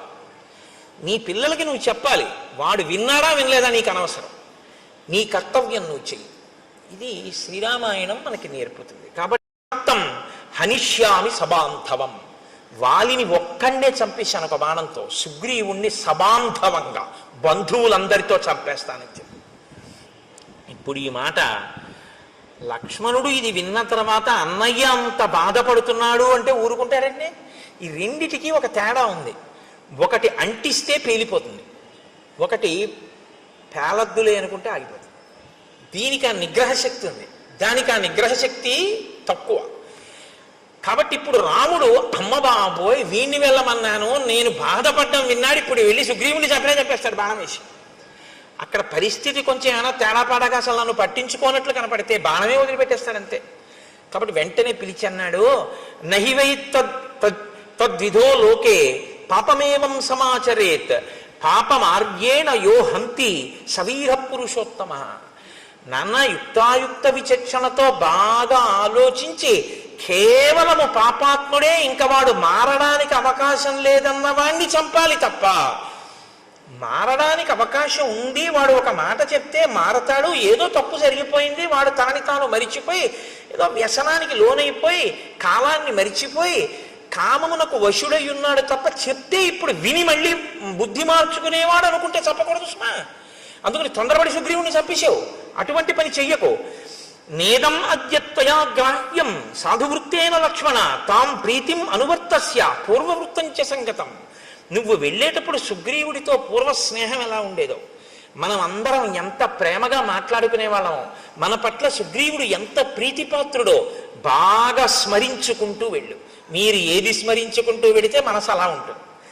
మీరు వ్యగ్రతతో అన్నయ్య కోపమే తలుచుకుంటూ వెడితే కట్టలు తెచ్చుకుంటుంది. మీరు ప్రీతిని స్మరించుకుంటూ వెడితే కొంచెం మంచి మాట చెప్పడానికి అవకాశం ఉంటుంది. అప్పుడు మనసు మీ అదుపులో ఉంటుంది. లక్ష్మణుడి మనసు లక్ష్మణుడి అదుపులో ఉండేటట్టు చూస్తున్నాడు. ఏ మనసు లక్ష్మణుడి అదుపు తప్పుతోందని గుర్తించాడో దాన్ని మళ్ళీ లక్ష్మణుడి అదుపులోకి తీసుకెళ్తున్నాడు. అందుకని కదండి గురువు అయ్యాడు ఆయన, మహానుభావుడు. అందుకని నేను గురువుగా అనువర్తిస్తున్నానన్నాడు ఆయన. మాట ఎంత ప్రమాదమో, ఒక్కొక్కరు ఇంకొకరు ఖేదపడితే చూడలేరు, అంత ప్రీతి ఉంటుంది. ఆయన బాధపడ్డాడు అనుకోండి, అయ్య బాబోయ్ ఆయనంత బాధపడ్డామా అని నాకేమైనా పర్వాలేదని చెప్పి ఈయన వెళ్ళిపోయి ఆయనతో కలిపిడిపోతాడు కూడా. కాబట్టి మీరు గబుక్కుని ఎక్కడ పడితే అక్కడే ఎలా పడితే అలా మాట్లాడకూడదు. అవతల వారికి మీ మీద ఉన్నటువంటి ప్రీతి వలన వచ్చేటటువంటి పరిణామములను కూడా దృష్టిలో పెట్టుకుని మాట్లాడవలసి ఉంటుంది. ఇది రాముడి యొక్క పరిణతి. కాబట్టి వెంటనే వెనక్కి పిలిచి సామోపహితయామాచ రూక్ష్మాణి పరివర్జయన్ వక్తుం అర్హసి సుగ్రీవం వ్యతీతం కాలపర్యయే. అందుకని నాయన పరుషమైన మాట్లాడకు సుగ్రీవుడి దగ్గర, చాలా సున్నితమైన మాటలతో మిత్రుడికి చెప్పినట్లు చెప్పు. కాలము దాటిపోయింది, రాముడు బాధపడుతున్నాడు అన్న సందేశాన్ని అందించు తప్ప ఆయన మనసు ఖేదపడేటట్టుగా తీవ్రమైనటువంటి మాటలను వాడవద్దు అని చెప్పాడు. సరే అన్నయ్య అన్నాడు, బయలుదేరాడు. కానీ లక్ష్మణుడే కదండి, చెప్తే వినేసి వెంటనే నేను మీతో మనవి చేసింది అదే. నేను చెప్తున్నాను లోపలికి వెళ్ళు అంటే వెళ్ళిపోయాడు అనుకోండి, వెళ్ళినయింది గొప్ప కదండి. రాముడు చెప్పిన లక్ష్మణుడు కోపాన్ని అంతగా వెంటనే నిగ్రహించేసుకోలేడు. కారణం ఏమిటి? లక్ష్మణుడికి సుగ్రీవుడి మీద కోపం లేదు, లక్ష్మణుడి బెల్లాన్ని ఎత్తుకుపోలేదు రావణాసురుడు. రాముడు కష్టపడితే చూడలేడు, రాముడి కళ్ళమ్మటి నీళ్లు కారకూడదు. తన జీవిత ప్రయోజనం ఒకటే, రాముడు సంతోషంగా ఉండాలి తప్ప ఆయనకి ఇంకేం అక్కర్లేదు జీవితంలో. ఆయన ఒకే ఒక్క జీవిత లక్ష్యం ఏమిటంటే రాముడు సంతోషంగా ఉండాలి. రాముడు సంతోషంగా లేడు, ఇవాళ బాధపడ్డాడు. ఎవరి వల్ల బాధపడ్డాడు? అదిగో ఆయన వల్ల బాధపడ్డాడు అంతే. ఇంకిప్పుడు ఎంత కోపంగా ఉంటాడంటే ఇంకా అదుపు చేసుకోలేకపోయాడు కోపాన్ని అన్నది చెప్పడానికి మహర్షి ఎంత అందంగా చెప్తారో తెలుసా అండి. ఆయన బయలుదేరాట కిష్కింధకి వెళ్ళడానికి. ఎలా వెడుతున్నాడంటే సాల తాళాశ్వ కర్ణాంశ్చ తరసా పాతయాన్ బహూన్ పర్యస్యన్ గిరికూటాని ద్రుమానన్యాంశ్చ వేగత శిలాశ్చ శకలీకుర్వన్ పద్భ్యాం గజ ఇవాశుగ దూరం ఏక పదం త్యక్త్వా యయౌ కార్యవశాదృతం. ఆయన కాలిబాట వెంట నడిచి వెళ్ళడానికి వీలైనటువంటి చక్కని బాట ఒకటి ఉంది కిష్కింధకి, కానీ అది కొంచెం దూరం. ఇప్పుడు ఆ బాట వెంట వెళ్ళటం కోపించినటువంటి ఏనుగు ఎంత వేగంగా వెడుతుందో అలా బుసలు కొట్టుకుంటూ రుసరుసలాడిపోతూ పక్కన ఉన్నటువంటి అడ్డదారిలో వెళ్ళిపోతున్నాడట. వెళ్ళిపోతున్నవాడు ఏం చేస్తున్నాడు? సాల తాళాశ్వ కర్ణాంశ్చ తరసా పతయన్ బహూన్. అక్కడ కనపడినటువంటి అనేకమైన వృక్షములను కోకటి వేళ్లతో పెకల్చేసి పైకి విసిరేస్తున్నట్టు. పర్వత శిఖరములు కనపడితే పరిగెత్తుకుంటూ వెళ్ళి ఆ శిఖరములను ఊపేసి వాటిని చేత్తో పట్టుకుని ఆకాశంలోకి విసిరేసి ముక్కు ఇలా అనుకుంటూ బుసలు కొడుతూ ఆ వెళ్ళిపోతున్నప్పుడు శిలాశ్చ శకలీకుర్వన్ అలా వెళ్ళిపోతూ చూడండి రాయి కనపడుతుంది, దాన్ని ఒక్క తన్ని బదలు కొట్టేస్తున్నట్టు. ఎందుకు? తన దారిని తాను వెళ్ళాలి, కానీ ఒక్కొక్కడు చూడండి నడుస్తూ రాళ్ళు తంతూ ఉంటాడు, అది ఎవరి మీదకో వెళ్ళి తగులుతుంది. అలా శిలాశ్చ శకలీకుర్వన్ రాళ్ళు బద్దలైపోయేటట్టుగా తంతున్నట్టు వాటిని తంతు పద్భ్యాంగజ ఇవాశుభ అత్యంత వేగంతో వెళ్ళిపోతున్న ఏనుగుల దూరం ఏకపదం త్యక్త్వా ఆ సౌకర్యంగా వెళ్ళగలిగినటువంటి మార్గాన్ని విడిచిపెట్టేసి యయౌ కార్యవశాద్ధృతం, పనిని సాధించుకోవడం కోసమని దగ్గర త్రోవలో వెళ్ళిపోతున్నట్ట. అంటే తనంత తాను అదుపు చేసుకోలేని కోపాన్ని సుగ్రీవుణ్ణి ఏమనొద్దన్నాడు, సుగ్రీవుణ్ణి చంపద్దన్నాడు. ఇప్పుడు సుగ్రీవుణ్ణి చంపకుండా, సుగ్రీవుణ్ణి ఏమనకుండా నిగ్రహించుకోవాలంటే కోపాన్ని దేని మీద పెట్టాలి. అత్త మీద కోపం దుత్త మీద చూపించారంటారు. ఆఫీస్లో బాస్ని ఏమనలేక ఇంట్లో వచ్చి భార్యను తిడుతుంటాడు ఒక్కొక్కడు, అలా ఉంటుంది. అందుకని చెప్పి ఇప్పుడు సుగ్రీవుణ్ణి ఏమనకూడదు కాబట్టి పాపం చెట్లు ఏం చేసాయి, వాటిని పీకేస్తున్నాడు. పర్వత శిఖరాలు ఏం చేసాయి, వాటిని పీకేసేసి ఆకాశంలోకి విసిరేస్తున్నాడు. రాళ్ళు ఏం చేసాయి, వాటిని బదలు కొట్టేస్తున్నాడు. అంటే కొంత కోపం తీరిపోతుందన్నమాట. అంటే ఇంకా తట్టుకోలేకుండా అన్నయ్య చెప్పిన మాటకి కట్టుబడాలి. మరి అన్నయ్య అందు భక్తి, అలా కట్టుబడాలంటే ఈ కోపం ఇంకోళ్ళ మీద చూపిస్తున్నాడు. అంటే కోపం పోయిందా, పోగొట్టుకునే ప్రయత్నంలో ఉన్నాడు ఇంకాను. కానీ తొందరగా వెళ్ళా సుగ్రీవుణ్ణి అడగాల, అన్నయ్యని ఏడిపిస్తాడా వీడు, ఇది బాధ, అందుకని అడ్డత్రోవలో వెళ్ళిపోతున్నాడు. అంటే లక్ష్మణ భక్తిని ఆవిష్కరిస్తుంది. ఇంకా లక్ష్మణుడికి జీవితంలో రాముడు సంతోషంగా ఉండడం కన్నా ఇంకొక అన్య ప్రయోజనం లేదు. దీనివల్ల మనకేమర్థమవుతోంది, రాముడు సంతోషంగా ఉంటే లక్ష్మణుడు సంతోషంగా ఉంటాడు. రాముడు ఏడిస్తే లక్ష్మణుడు ఎవడు ఏడిపించాడని అడుగుతాడు, ఏవాడు ఉండడం. అంతే కదా దాని అర్థం. అంతగా రామునితో మమేకమైపోయి రాముని యందు అంత భక్తి ప్రపత్తులు ఉన్నవాడు లక్ష్మణుడు. కాబట్టి ఇప్పుడు ఆయన గబగబ గబగబా బయలుదేరి ఆ కిష్కింధా సామ్రాజ్యం దగ్గరికి వెళ్ళాడు. బుసలు కొడుతూ ఊగిపోతూ ధనస్సు పట్టుకుని బాణాలు పట్టుకుని వస్తున్నటువంటి ఆ లక్ష్మణమూర్తి యొక్క స్వరూపాన్ని, ఆ నగరాన్ని కాపు కాస్తున్నటువంటి కొన్ని వేల మంది వానర యోధులు చూశారు. చూసి వాళ్ళు అదేమిటి అంత వేగంగా వచ్చేస్తున్నాడని ఆయన్ని చూసి భయపడి అటు ఇటు చెల్లాచెదరైపోయారు. కొంతమంది ఏమిటి యుద్ధానికి వస్తున్నట్టు వస్తున్నాడు అని ఒక మహానాదం చేశారు. కానీ తేజోమూర్తి అయిన లక్ష్మణుని యొక్క ఆ ఉద్ధతికి తట్టుకోలేక వాళ్ళందరూ దూరంగా పరిగెత్తి పారిపోయారు. సుగ్రీవుడు మాత్రం లోపల అంతఃపురంలో తారతో రుమతో వానరకాంతలతో విశేషంగా మధుపానం చేసి హారములన్నీ చెదిరిపోయి కనుగుడ్లు తిరుగుడు పడుతుండగా ఆ కామోపభోగము యందు రమిస్తున్నటువంటి వాడై ఉన్నాడు. అందుకని పైన ఏం జరుగుతోందో గ్రహించగలిగినటువంటి మనసు ఆయనకి లేదు. ఆయన మనసుని ఆయనే అటువంటి నిద్రావస్థలోకి ఆయన కోరుకున్న దాని పట్ల ఉద్రేకం పొందేటట్టుగాను ఆయన దాన్ని తయారు చేసుకున్నాడు.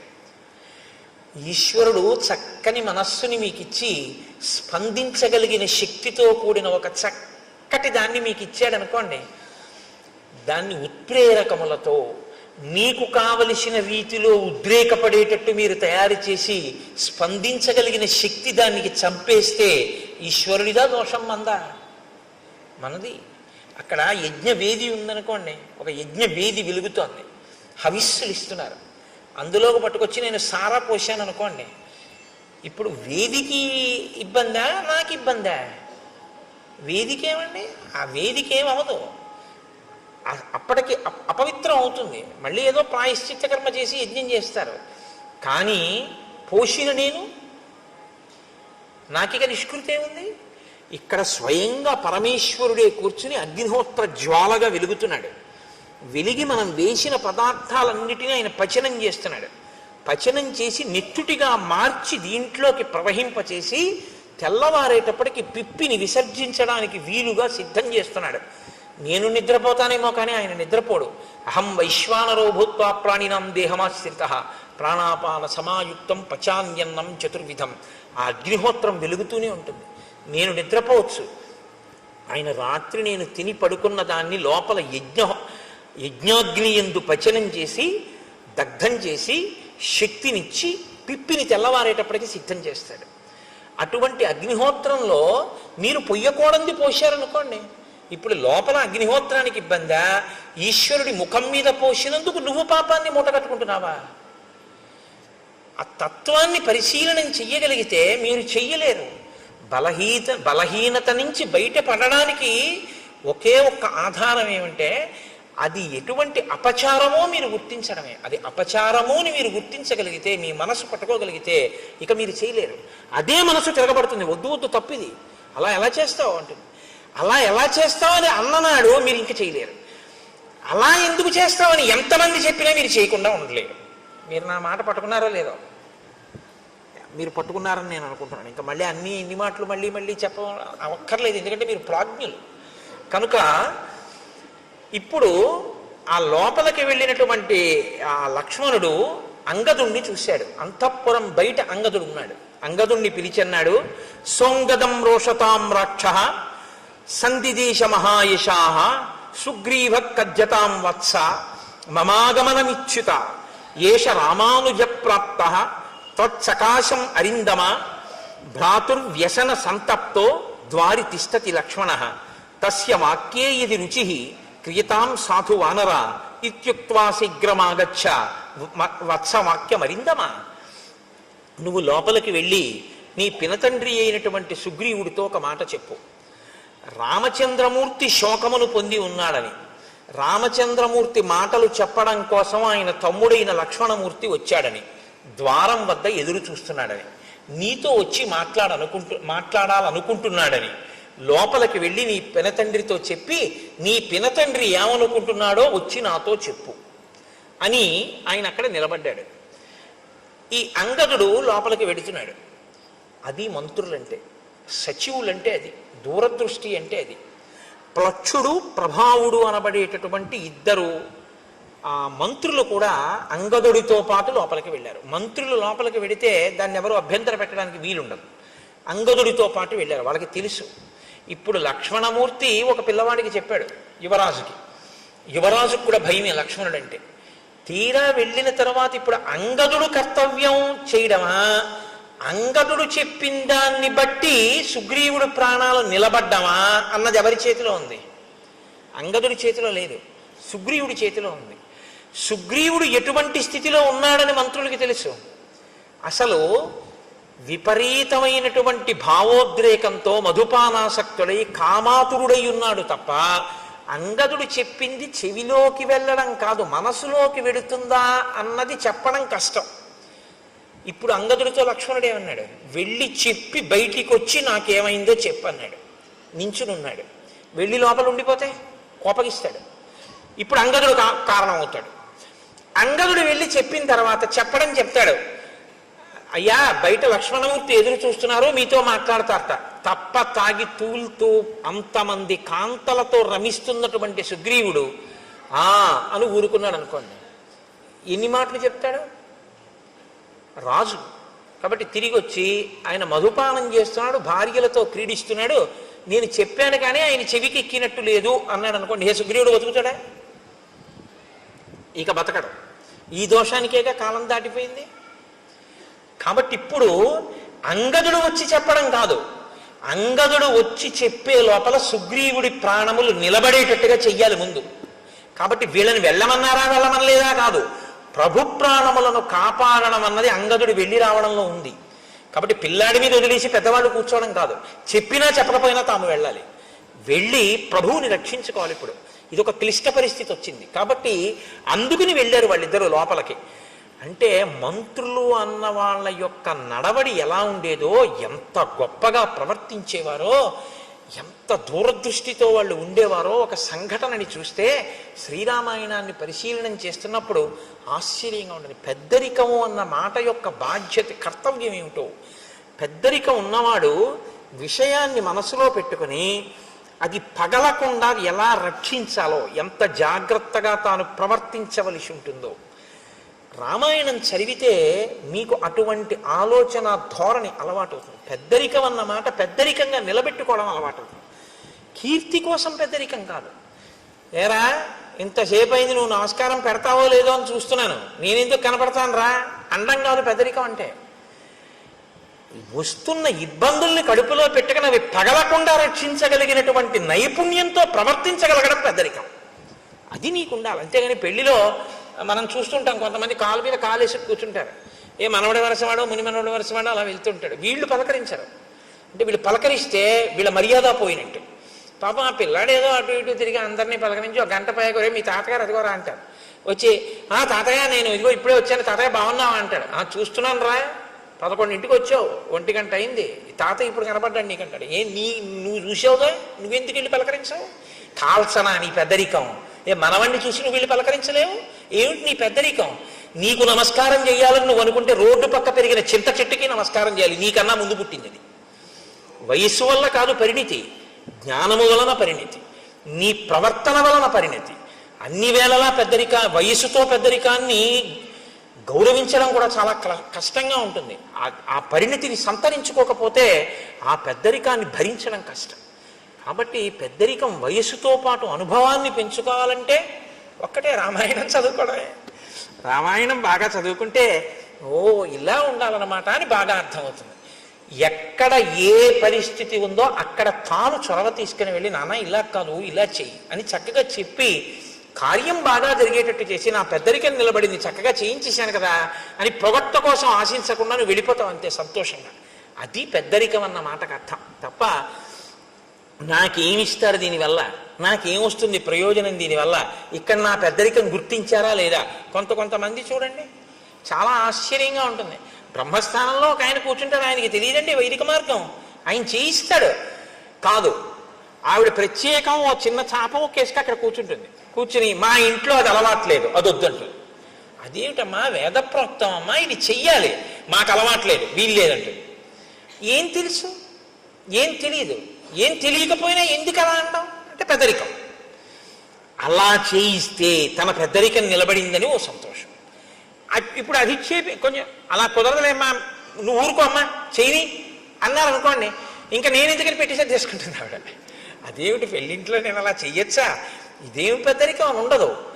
మీరు జాగ్రత్తగా గమనించండి, నేను ఎవరి మీద ఆక్రోశంతో మాట్లాడటం లేదు. పెద్దరికం అన్నది దేనికి పనికి రావాలంటే తనకన్నా వెనక పుట్టిన వాళ్ళ సంతోషానికి పనికి రావాలి. తనకన్నా వెనక పుట్టిన వాళ్ళందరినీ ఏడిపించడానికి పనికి వచ్చిన పెద్దరికం కాల్చనా దేనికండి? అది అలా ఉండకూడదు, తప్పది.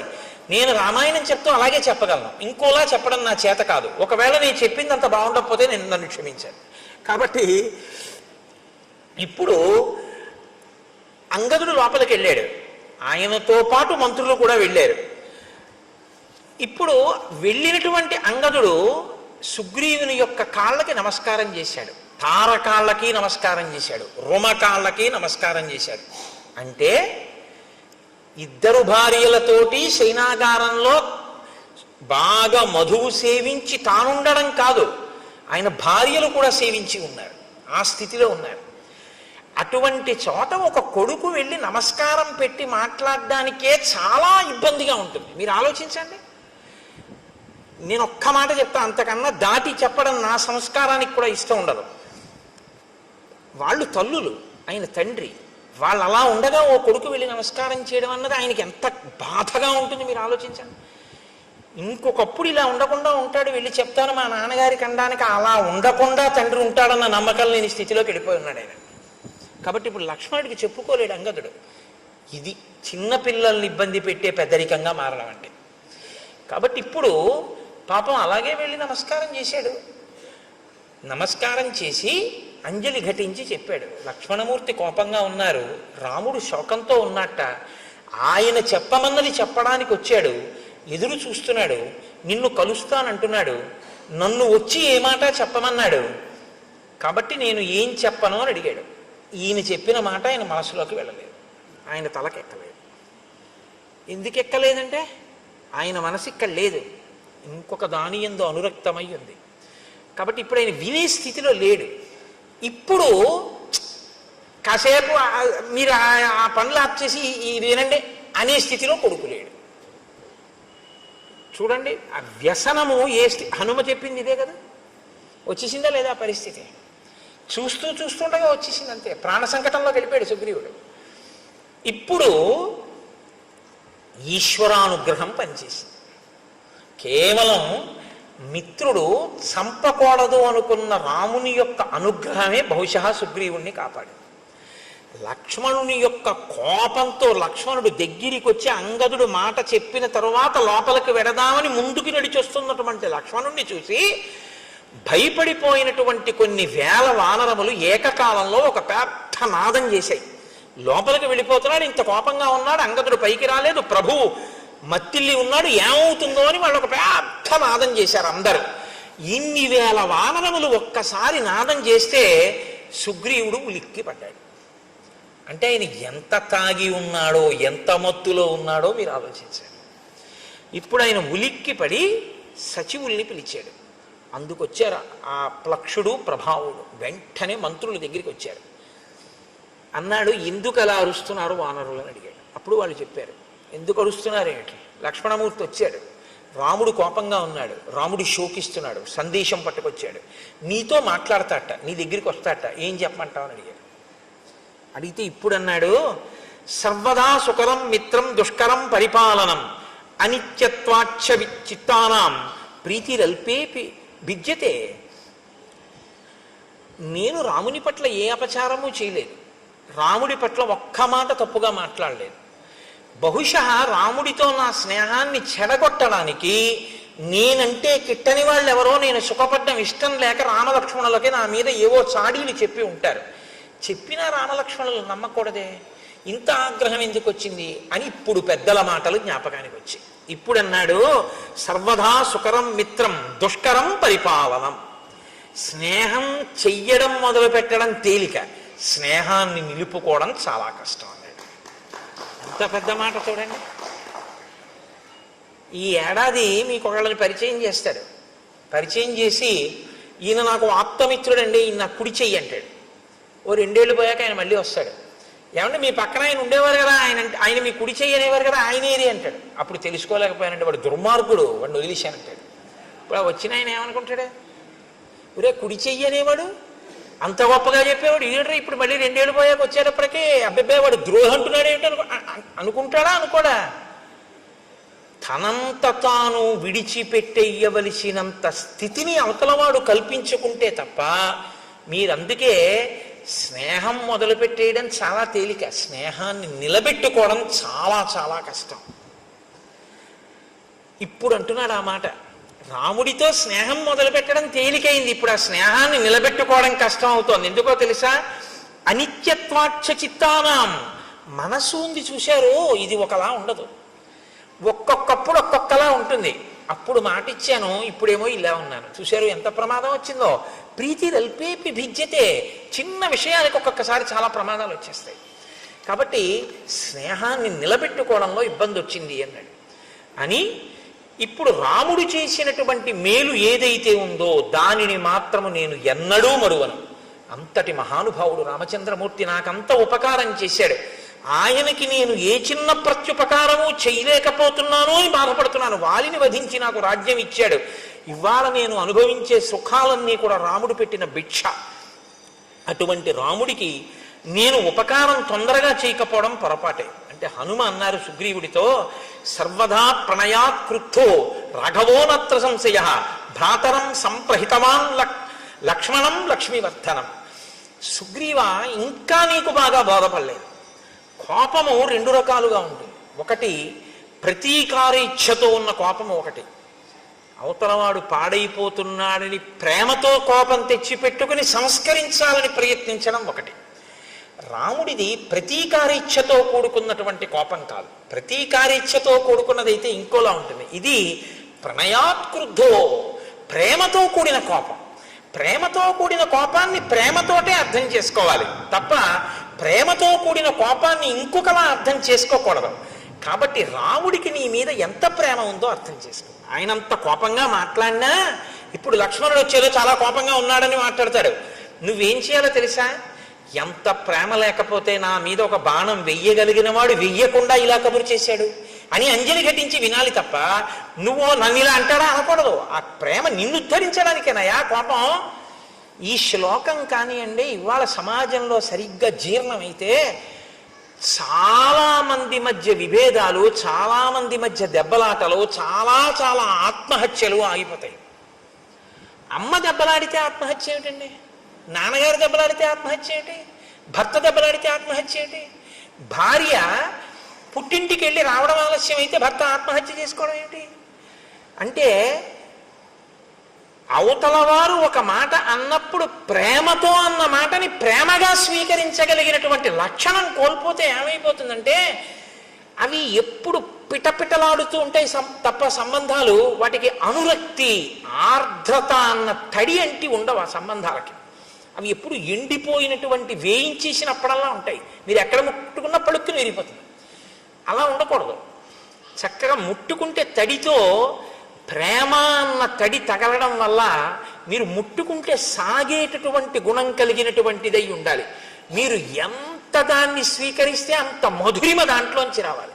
మీరు ఒక ద్రాక్ష పండుని మంచి ఎండాకాలంలో ఫ్రిడ్జ్లోంచి ద్రాక్ష పళ్ళ గుత్తొకటి తీసి తొక్క కూడా తీయవలసిన అవసరం లేకుండా ఉన్నటువంటి పండు కదా, దాన్ని తీసి ఇలా నోట్లో వేసుకుని పెదవుల మధ్య పెట్టి నొక్కండి, పళ్ళ మధ్య పెట్టి నొక్కండి, బుగ్గ కింద పెట్టి నొక్కండి, ఇలా పెట్టి వేళ్లతో నొక్కుకోండి.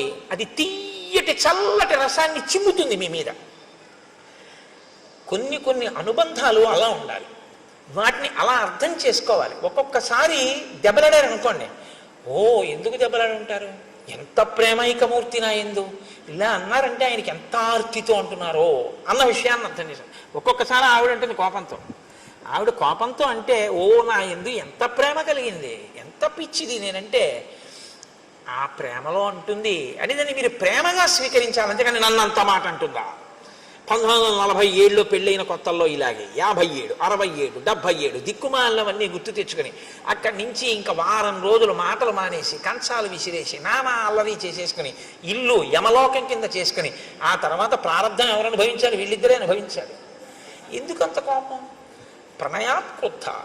ఆ ప్రేమతో కూడినటువంటి కోపాన్ని ప్రేమతో కూడిన కోపంగానే అర్థం చేసుకోవయ్యా. హనుమ మాట్లాడితే అలా ఉంటాయండి. అమ్మో ఏమి మాటలండి మహానుభావుడివి. కాబట్టి ఆర్తస్య కృతదారస్య పరుషం పురుషాంతరాత్ వచనం మర్షణీయంతే రాఘవస్య మహాత్మనః. నువ్వు నీ భార్యలతో ఉన్నావు, రాజ్యాన్ని పొందావు, వేళ దాటిపోయినా సుఖాలు అనుభవిస్తున్నావు. భార్య లేదు, రాజ్యం లేదు, నీకు ఉపకారం చేశాడు, నీకు సమయం ఇచ్చాడు, తాను నగరంలో కూడా రాలేదు, బయట పర్వత గుహలో ఉన్నాడు, ఒక గుహలో పడుకుంటున్నాడు. ఇన్నాళ్ళు ఎదురు చూశాడు. ఎంత బాధ వస్తుందో ఇప్పుడు. ఆ బాధలో వచ్చేటటువంటి మాట కొంచెం కష్టంగానే ఉంటుంది నువ్వు వినడానికి, కానీ నువ్వు వినడానికి కష్టంగా ఉందని కాదు వినవలసింది. అవతల వాడి కష్టం ఎంత ఉంటే ఆ మాట వచ్చిందో నువ్వు గమనించాలి. కాబట్టి ఇలా కోణంలో విని ఇప్పుడు లక్ష్మణుడు చెప్పేది తప్ప నువ్వు బాగా తప్ప తాగి ఉన్నావు కాబట్టి రాముడు నన్ను ఇలా అంటాడా అని వినవద్దు సుమా. ఎంత సిద్ధం చేస్తున్నారో చూడండి. ఇది హనుమంటే మహానుభావుడండి ఆయన. అందుకే ఆయన పేరు చెప్తే చాలు మనిషి చక్కటి స్థితిని పొందుతాడు. కృతాపరాధస్య హితే నాణ్యత్ పశ్యామ్యహం క్షమం అంతరేణాంజలిం బద్ధ్వా లక్ష్మణస్య ప్రసాదనాత్. ఓ కిష్కింధకాండే. ఏమి హరిప్రసాద్ గారు చెప్దామా? చూద్దాం అదో సంతోషం. కాబట్టి ఇప్పుడు నువ్వు ఒకవేళ లక్ష్మణుడు వచ్చి క్రుద్ధుడై మాట్లాడినా అంజలి ఘటించి విను తప్ప ఇంకొకలా మాత్రం దాన్ని అర్థం చేసుకుని కోపగించవద్దు అన్న తరువాత ఆ లక్ష్మణుడు అక్కడ నిలబడి ఉన్నాడు. నిలబడి ఉండగా కూజితం నూపురాణంచ కాంచీనాం నిదనదం తథా సన్నిశమ్య తత శ్రీమాన్ సౌమిత్రిర్లజ్జితో భవత్ రోషవేగ ప్రకుపిత శ్రుత్వా చాభరణస్వనం చకారజ్యాస్వనం వీరో దిశ శబ్దేన పూరయన్ చారిత్రేణ మహాబాహు అపకృష్ట సలక్ష్మణ తాసానేకాంతమాశ్రిత్య రామశోక సమన్విత. ఆయన అక్కడ నిలబడి ఉండగా లక్ష్మణమూర్తి లోపల స్త్రీల ఆభరణములు అంటే వాళ్ళు పెట్టుకున్నటువంటి వడ్డానములు, పెట్టుకున్నటువంటి కంకణముల యొక్క ధ్వనులు వినపడ్డాయి. ఆయన స్త్రీలు రాజుతో సంతోషంగా ఏకాంతంగా తిరుగుతూ ఉండగా నేనిక్కడ దగ్గరగా తిరగకూడదు అని సిగ్గు చెందినవాడై పక్కకి వెళ్ళాడు. అది ఆయన చారిత్రం, ఆయన నడవడటువంటిది. కానీ వెంటనే జ్ఞాపకానికి వచ్చింది, మా అన్నయ్య అంత బాధపడుతున్నాడు, ఈ సుగ్రీవుడు ఇక్కడ ఇలా సుఖిస్తున్నాడు. ఆయనకి బాధ కలిగి వెంటనే పిడుగు పడితే ఎటువంటి ధనుస్తుందో, మేఘం ఒక్కసారి గర్జిస్తే ఎటువంటి ధనుస్తుందో అలా టంకారం చేశాడు. చేసేటప్పటికి లోపల ఉన్నటువంటి సుగ్రీవుడు అదిరిపోయాడు. అదిరిపోయి ఆసనం మీద ఉన్నవాడు ఉన్నట్టుగా ఒక్కసారి లేచి నిలబడ్డాడు. నిలబడి తారని పిలిచి అన్నాడు, తారా, ఇంత ఆగ్రహంతో ఉన్నటువంటి లక్ష్మణుడికి నేను ఎదురుపడి మాట్లాడడం కష్టం. నేనున్న పరిస్థితిలో లక్ష్మణుడితో మాట్లాడలేను. కానీ రామలక్ష్మణులు గొప్ప చారిత్రం ఉన్నవారు. నీవు వెళ్ళి ఎదురుగుండా నిలబడి మాట్లాడితే నువ్వు ఏ స్థితిలో ఉన్నా సరే ఆడదాన్ని చూసేటప్పటికీ కోపాన్ని వదిలిపెట్టేస్తావు. కాబట్టి నువ్వు వెళ్ళి మాట్లాడు. నువ్వు మాట్లాడడంలో సమర్థురాలివి. నాతో మాట్లాడడానికి వీలైనంత రీతిలో లక్ష్మణుడి కోపం తగ్గిపోయిన తర్వాత నేను వచ్చి మాట్లాడతానన్నాడు. ఇప్పుడు తార లక్ష్మణుడి దగ్గరికి వెళ్ళింది. ఎలా వెళ్ళింది? అది తార గొప్పతనం అండి. కిష్కింధకాండలో ఒక మెరుపు తార. సాప్రస్కలంతి మదవిహ్వలాక్షి ప్రలంబకాంచి గుణహేమ సూత్ర సలక్ష్మణ లక్ష్మణ సన్నిధానం జగామతారా నమితాంగ యష్టి. ఆమె వడ్డాణం వేలాడిపోతోంది, అంటే పెట్టుకుని లేదు. ఆమె మెడలో వేసుకున్నటువంటి హారములన్నీ కూడా పెట్టుకున్న కొక్కెములు జారిపోయి ఊడిపోయి ఉన్నాయి. ఆవిడ బాగా మధువు సేవించి ఉంది. కనుగుడ్లు తిరుగుడు పడి ఉన్నాయి. అంటే ఆమె శరీరం మీద ఉండవలసినటువంటివి ఏవీ సరిగ్గా లేవు. ఆమె అలాగే లేచి నిలబడి స్థిమితంగా నడవలేక తూలుతూ లక్ష్మణమూర్తి దగ్గరికి వచ్చింది. అలా వచ్చినటువంటి తన మిత్రుని యొక్క భార్యని చూసేసేటప్పటికీ అంత లక్ష్మణమూర్తి కూడా నా మిత్రుడి భార్య, నేను ఇలా కళ్ళెత్తి అటువంటి ఆవిడ్ని చూడకూడదని కోపాన్ని తగ్గించుకుని కన్నులు తలొక్కసారి ఉంచి పరమప్రసన్నుడై తన మిత్రుడి భార్య ఎదురుగుండా వచ్చింది కాబట్టి ప్రశాంతుడై పక్కకి నిలబడ్డాట. ఇప్పుడు తారంది, కిం కోపమూలం మనుజేంద్రపుత్ర కస్తేన సంతిష్టతి వాగ్మిదేశే కశుష్క వృక్షం వనమాపతంతం దావాగ్నిమాసీదతి నిర్విశంక. లక్ష్మణ, ఏమి అలా అక్కడ నిలబడిపోయావు? ఎండిపోయినటువంటి చెట్లతో కూడినటువంటి వనంలో దావాగ్ని ప్రవేశిస్తే అటువంటి దావాగ్నితో కూడుకున్నటువంటి పెద్ద అగ్నిహోత్రం ఎండిపోయిన చెట్లని కాల్చుకుంటూ వస్తుంటే ధైర్యంగా దానికి ఎదురు వెళ్ళిన వాడు ఎవరు? ఎవరు నీకు అపకారం చేశారు? కిమయం కామవృత్తస్తే లుప్త ధర్మార్థ సంగ్రహ భర్త భర్తృహితే యుక్తే నచైనం అవబుధ్యసే. లక్ష్మణమూర్తి అన్నారు, నీ భర్త ధర్మార్థ కామముల యొక్క సమన్వయాన్ని మర్చిపోయి కామోపభోగమునందు అనురక్తి కలిగి చెయ్యవలసిన కర్తవ్యాన్ని విడిచిపెట్టేసి ప్రమాదాన్ని కొని తెచ్చుకుంటున్నటువంటి విషయం నీకు తెలియదా తారా? నచింతయతి రాజ్యార్థం నాస్మాన్ శోకపరాయణాన్ సామాత్య పరిషత్ తారే కామమేవోపసేవతే. ఆయన రాజ్యాన్ని పట్టించుకోవట్లేదు, మంత్రుల్ని పట్టించుకోవట్లేదు, మంత్రులకి దర్శనమివ్వట్లేదు, కేవలం కామాన్ని సేవిస్తున్నాడు. అలా ఉండడం తప్పు కాదా? సమాసాంశ్చతుర కృత్వా ప్రమాణం ప్లవగేశ్వర వ్యతీంతాంస్తాన్ మదవ్యగ్రో విహరన్నావబుధ్యతే. ఆయన ప్రత్యుపకారం చేస్తాను అని రామచంద్రమూర్తికి మాట ఇచ్చి రాముడి వలన ఉపకారం పొంది సమాసాం చతుర 4 నెలలు అయిపోయినా కుత్వా ప్రమాణం ప్లవగేశ్వర చేసినటువంటి మాట మరిచిపోయి వ్యతీతాంస్తాన్ మదవ్యగ్రో మదం చేత తాను చెప్పినటువంటి మాట తప్పిపోయి ఇలా తిరుగుతుండడం తప్పు కాదా? అంటే తారంది, నకోపకాల క్షితిపాలపుత్ర నచాతి కోప స్వజనీ విధేయ తదర్థకామస్య జనస్య తస్య ప్రమాదమప్యర్కసి వీరసోఢుం. నాయనా లక్ష్మణ, నువ్వు కోపించవలసినటువంటి సమయం ఇది కాదు. 2, నీ వారి యందు నువ్వు కోపం పెట్టుకోవచ్చా? నీ స్వజనుడయా సుగ్రీవుడు, తప్పు చేస్తే నువ్వు దిద్దాలి, అంతేకాని నువ్వు ఆయన మీద కోపం పెట్టుకోవడం ఏమిటి? కాబట్టి నువ్వు ఈ కోపాన్ని వెంటనే విడిచిపెట్టేటటువంటి ప్రయత్నం చెయ్యి. పైగా సుగ్రీవుడు కామాన్ని అనుభవిస్తూనే నీ కార్యాన్ని సాధించడానికి కావలసినటువంటి ప్రయత్నం చేస్తున్నాడు. సైన్యాన్ని పిలిపించడానికి నీలుడికి ఆదేశం ఇచ్చి ఉన్నాడు. ఈ మాట చెప్పారు కాబట్టి లక్ష్మణమూర్తి ఆగారు. హనుమ ఆనాడు వచ్చి ఎంత రక్షించారో చూడండి.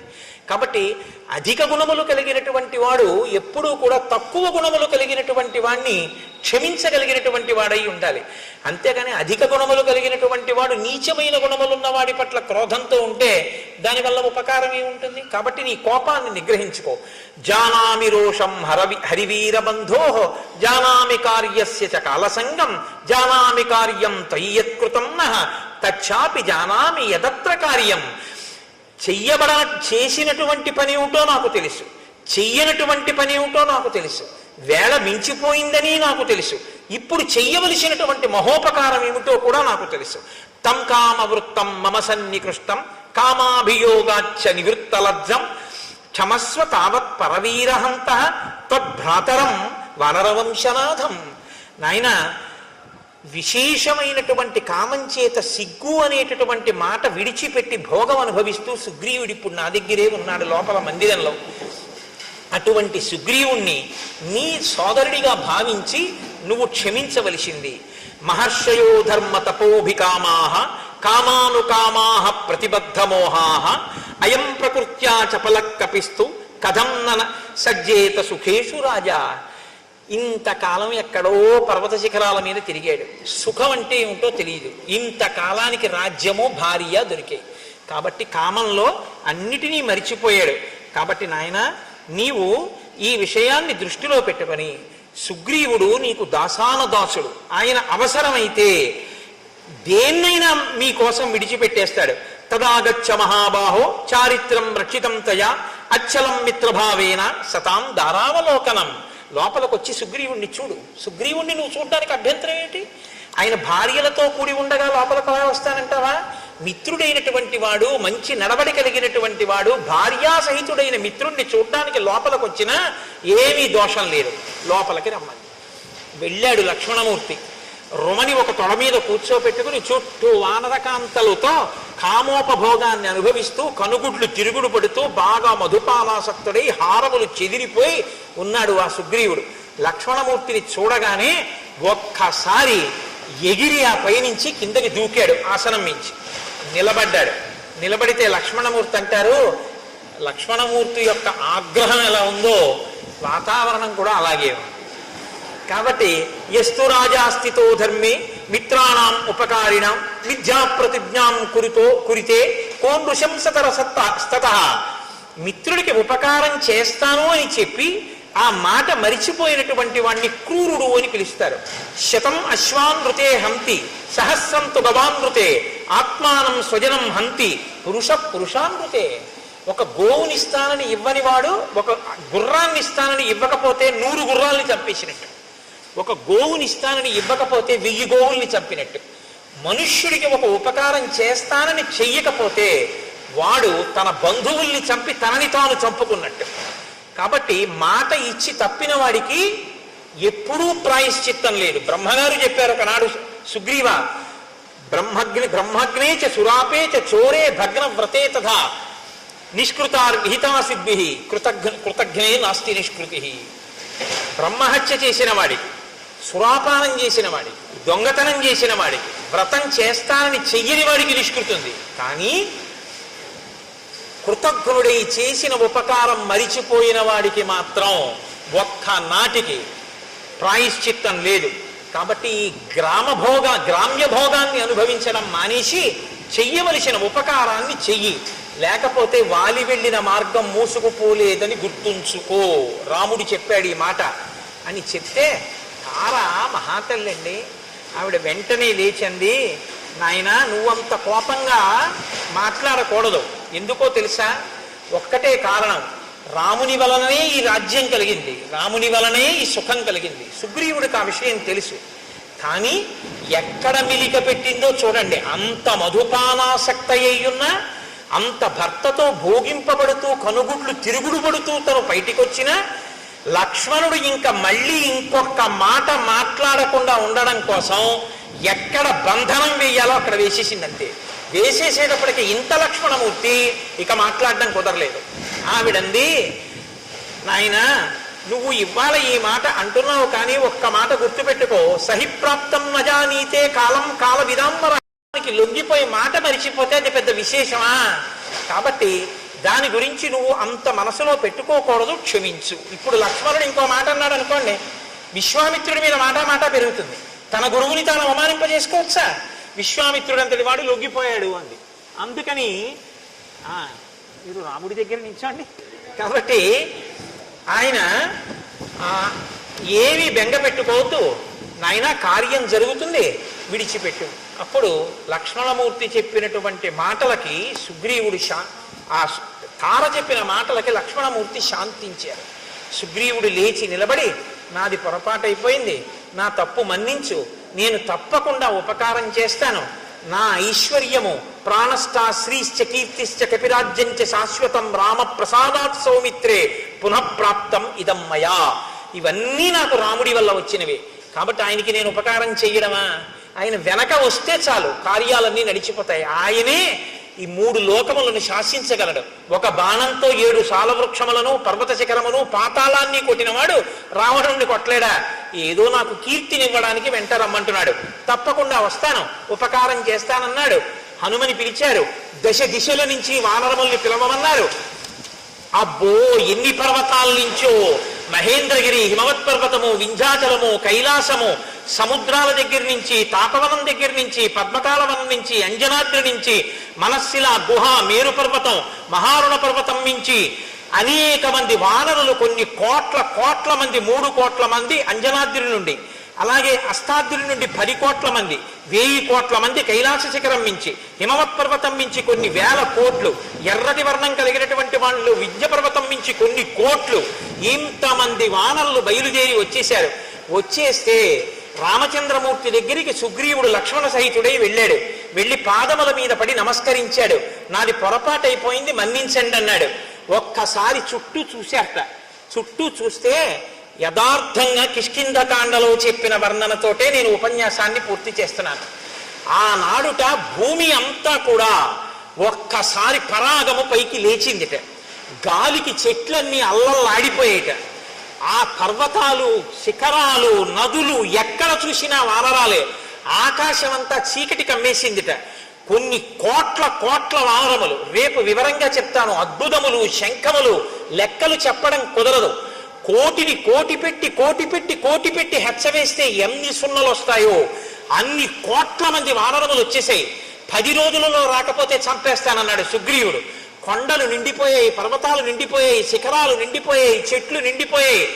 వాళ్ళు వస్తున్నటువంటి వేగానికి చెట్లు కదిలిపోయాయి. భూమి మీద ఉన్నటువంటి పరాగమంతా లేచిపోయింది.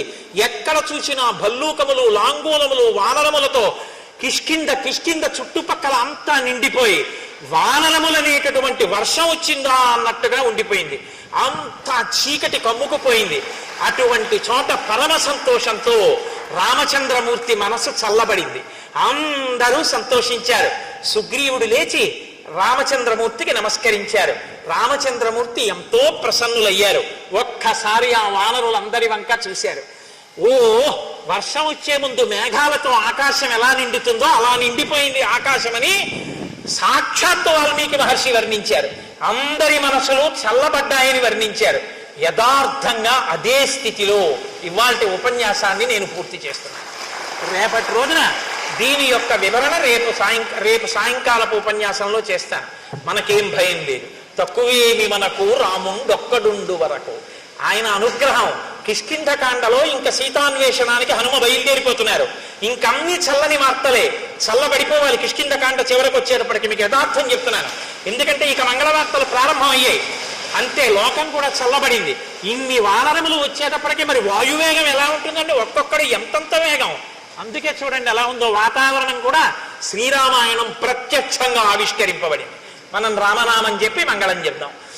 కోరి కొలిచిన వారికెల్లను కొంగు బంగారు రామనామము, రామనామము రామనామము రమ్యమైనది రామనామము, అండపిండ బ్రహ్మాండములకు ఆధారమైనది రామనామము, రామనామము రామనామము రమ్యమైనది రామనామము, వాదభేదాతీతమగు వైరాగ్యమే శ్రీరామనామము, రామనామము రామనామము రమ్యమైనది రామనామము, సకల జీవులలోన వెలిగే సాక్షిభూతము రామనామము. రామనామము రామనామము రమ్యమైనది రామనామము. నీలమేఘశ్యామలము నిర్మలము శ్రీరామనామము. రామనామము రామనామము రమ్యమైనది రామనామము. శాంతి సత్య అహింస సమ్మేళనము శ్రీరామనామము. రామనామము రామనామము రమ్యమైనది రామము. రామనామము రమ్యమైనది రామనామము. పండు వెన్నెల కాంతి కలిగిన బ్రహ్మనాదము రామనామము. రామనామము రామనామము రమ్యమైనది రామనామము. దట్టమైన గాఢాంధకారము రూపుమాపును రామనామము. రామనామము రామనామము రమ్యమైనది రామనామము. మంగళాశాసనపరై మదాచార్య పురోగమై సర్వైశ్చ పూర్వైరాచార్యై సత్కృతాయాస్తు మంగళం. మంగళం కోసలేంద్రాయ మహనీయ గుణాత్మనే చక్రవర్తి తనూజాయ సర్వభౌమాయ మంగళం. ఉమాకాంతాయ కాంతాయ కామితార్థప్రదాయినే శ్రీగిరీశాయ దేవాయ మలినాథాయ మంగళం. కరచరణకృతం వా కర్మవాక్కాయజం వా శ్రవణనైనజం వా మానసం వాపరాధం విహితం వా సర్వమేత్తక్షమస్వ శివ శివ కరుణాబ్ధే శ్రీ మహాదేవ శంభో. సర్వం శ్రీ ఉమామహేశ్వర పరబ్రహ్మార్పణమస్తు.